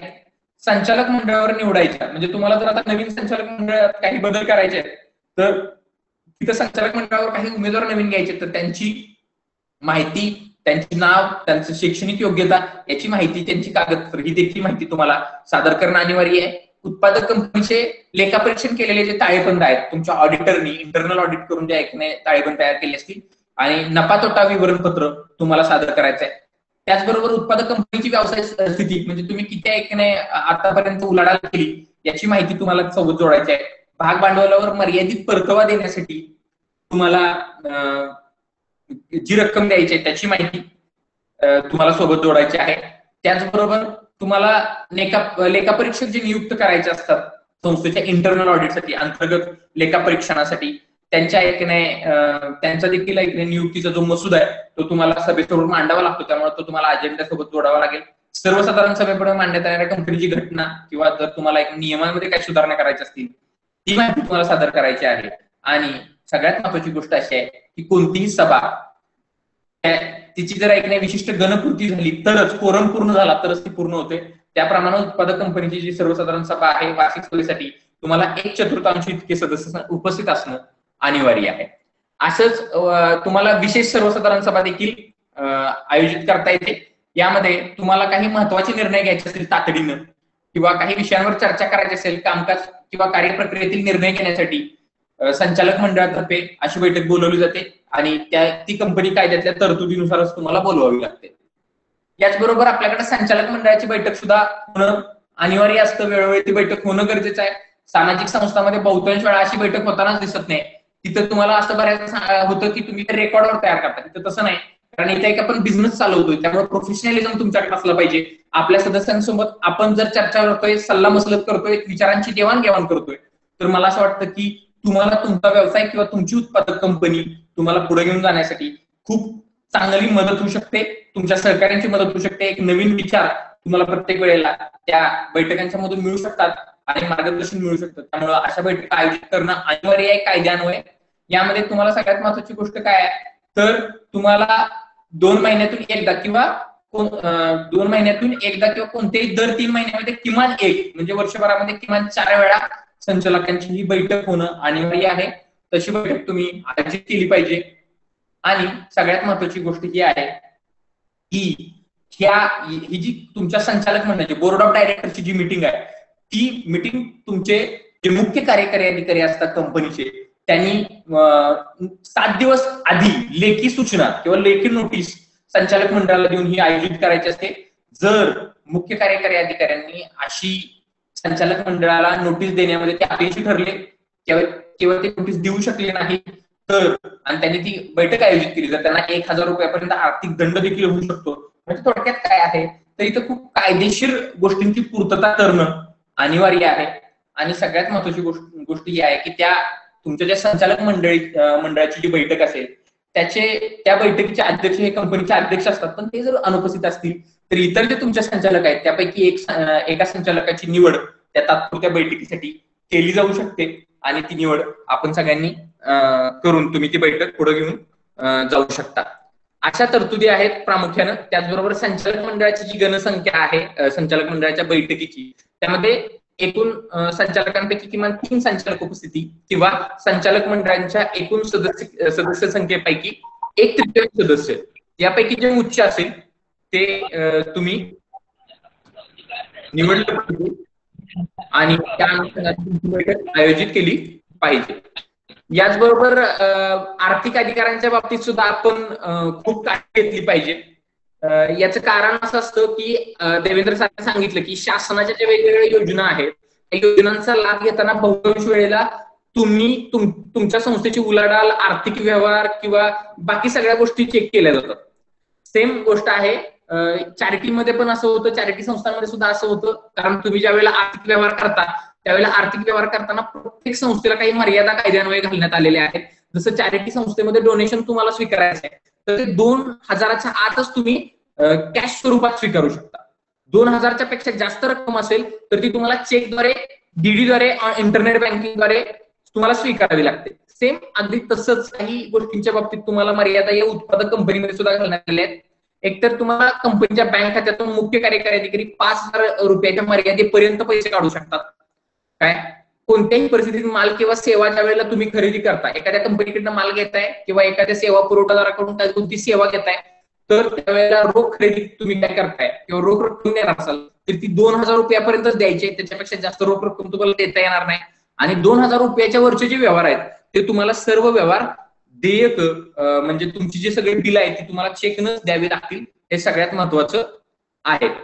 अशा काही गोष्टी आहेत ज्या तुम्हाला कराव्या लागतील. आणि सगळ्यात महत्वाची गोष्ट ही आहे लिगल कंप्लायन्सेस बद्दल. तर आता आपण योजनांच्या बद्दल माहिती घेतलेली आहे आणि त्या अनुषंगाने आता तुम्ही प्रवास कराल, परंतु हे सगळं करत असताना पुन्हा मी जसं देवेंद्र सरांनी सांगितलं पहिल्याच वाक्यामध्ये की ही रिलायन्स सारखी कंपनी, तर मी त्यांच्या मताशी 100% सहमत आहे.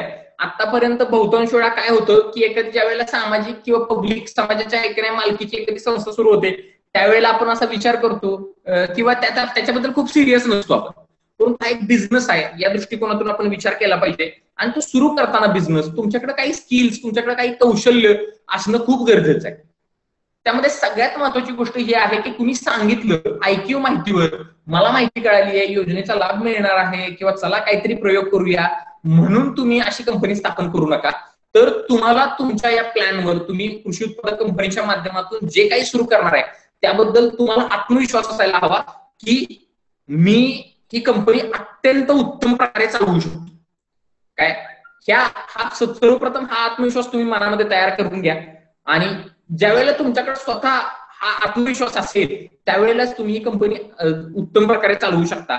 अन्यथा तुम्ही चालू केली मध्येच जाऊन तुमचा एक आत्मविश्वास ढासळला किंवा तुम्हाला असं वाटायला लागलं की नाही खूप साऱ्या मार्केटमध्ये कंपन्या आल्यात आणि आता माझं कसं होणार, तर मला असं वाटतं असं चालणार नाही. तर तुम्हाला एखाद्या गोष्टीबद्दल एखादी कंपनी सुरू करायची किंवा आता कृषी उत्पादक कंपनीच्या माध्यमातून तुम्हाला एखादा व्यवसाय सुरू करायचे, तुम्हाला बेसिक माहिती आहे तर अजिबात लाजू नका एखाद्याकडनं माहिती घ्यायला.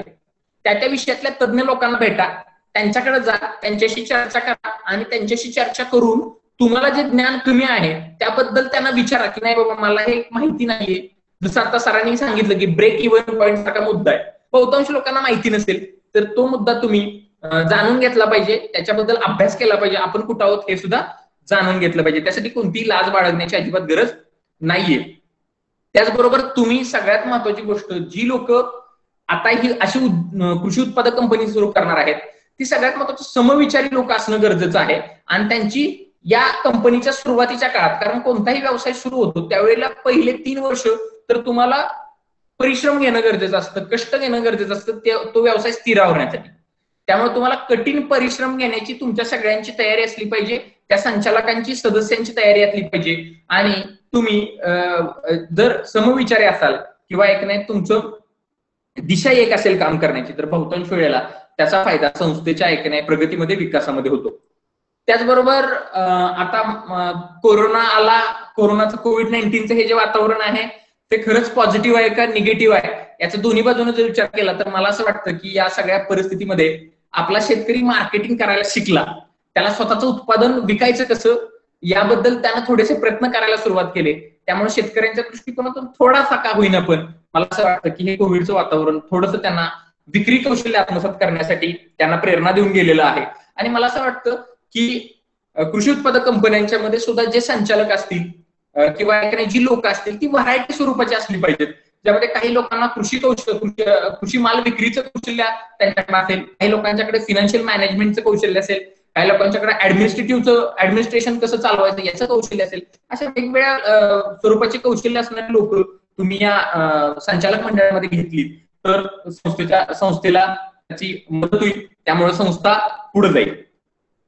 त्याचबरोबर सगळ्यांनी एक महत्वपूर्ण बाब लक्षात घेतली पाहिजे की एखादी कोणतीही संस्था तुम्ही चालवत असता त्यावेळेला तुमच्याकडे संभाषण कौशल्य आवश्यक असतं. आणि इथं तर तुम्ही बिझनेस करताय, एक कंपनी स्थापन करताय, त्या कंपनीच्या माध्यमातून तुम्ही काहीतरी अर्निंग करणार आहात, पैसे कमवणार आहात, तर तुम्ही तुमचं काम लोकांच्या पर्यंत पोहोचवण्यासाठी संवाद कौशल्य आत्मसात करणं अनिवार्य.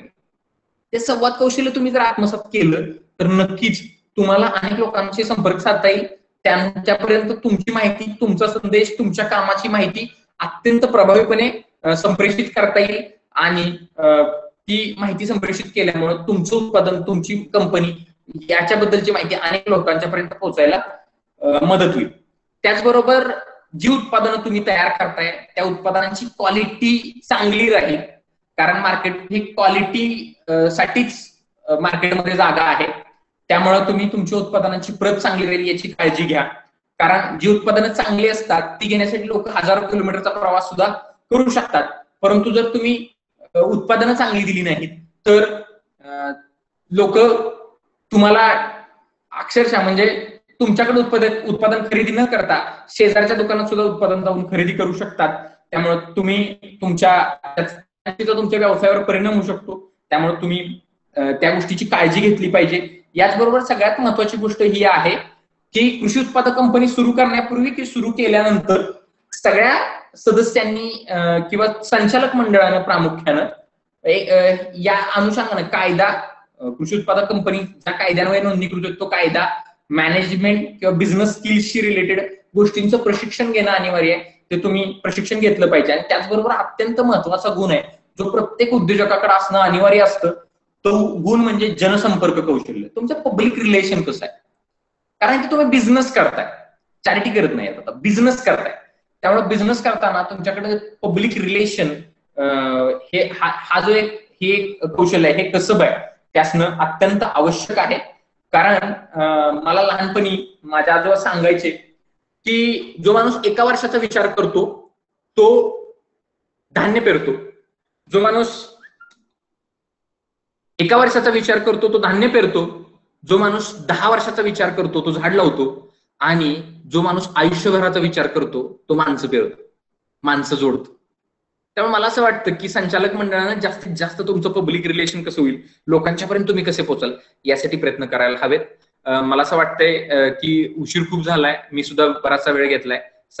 देवेंद्र सरांनी बरंचसं चांगलं मार्गदर्शन केलेलं आहे, त्यामुळं जास्त वेळ घेण्यात मी आपला वेळ घेऊ इच्छित नाही. मला पूर्ण इंटेलेक्च्युअल्सनं जी संधी दिली, त्याचबरोबर देवेंद्र सरांचं हे मार्गदर्शन ऐकण्याची संधी मिळाली, त्याबद्दल मी देशमुख सर, देवेंद्र सर, आमचे मयूर बागुल आणि आमचे राहुलजी या सगळ्यांचा आभार आहे की त्यांनी घेतलेल्या अथक परिश्रमामुळं ही जी आपली ऑनलाईन मीट आहे ती होऊ शकली.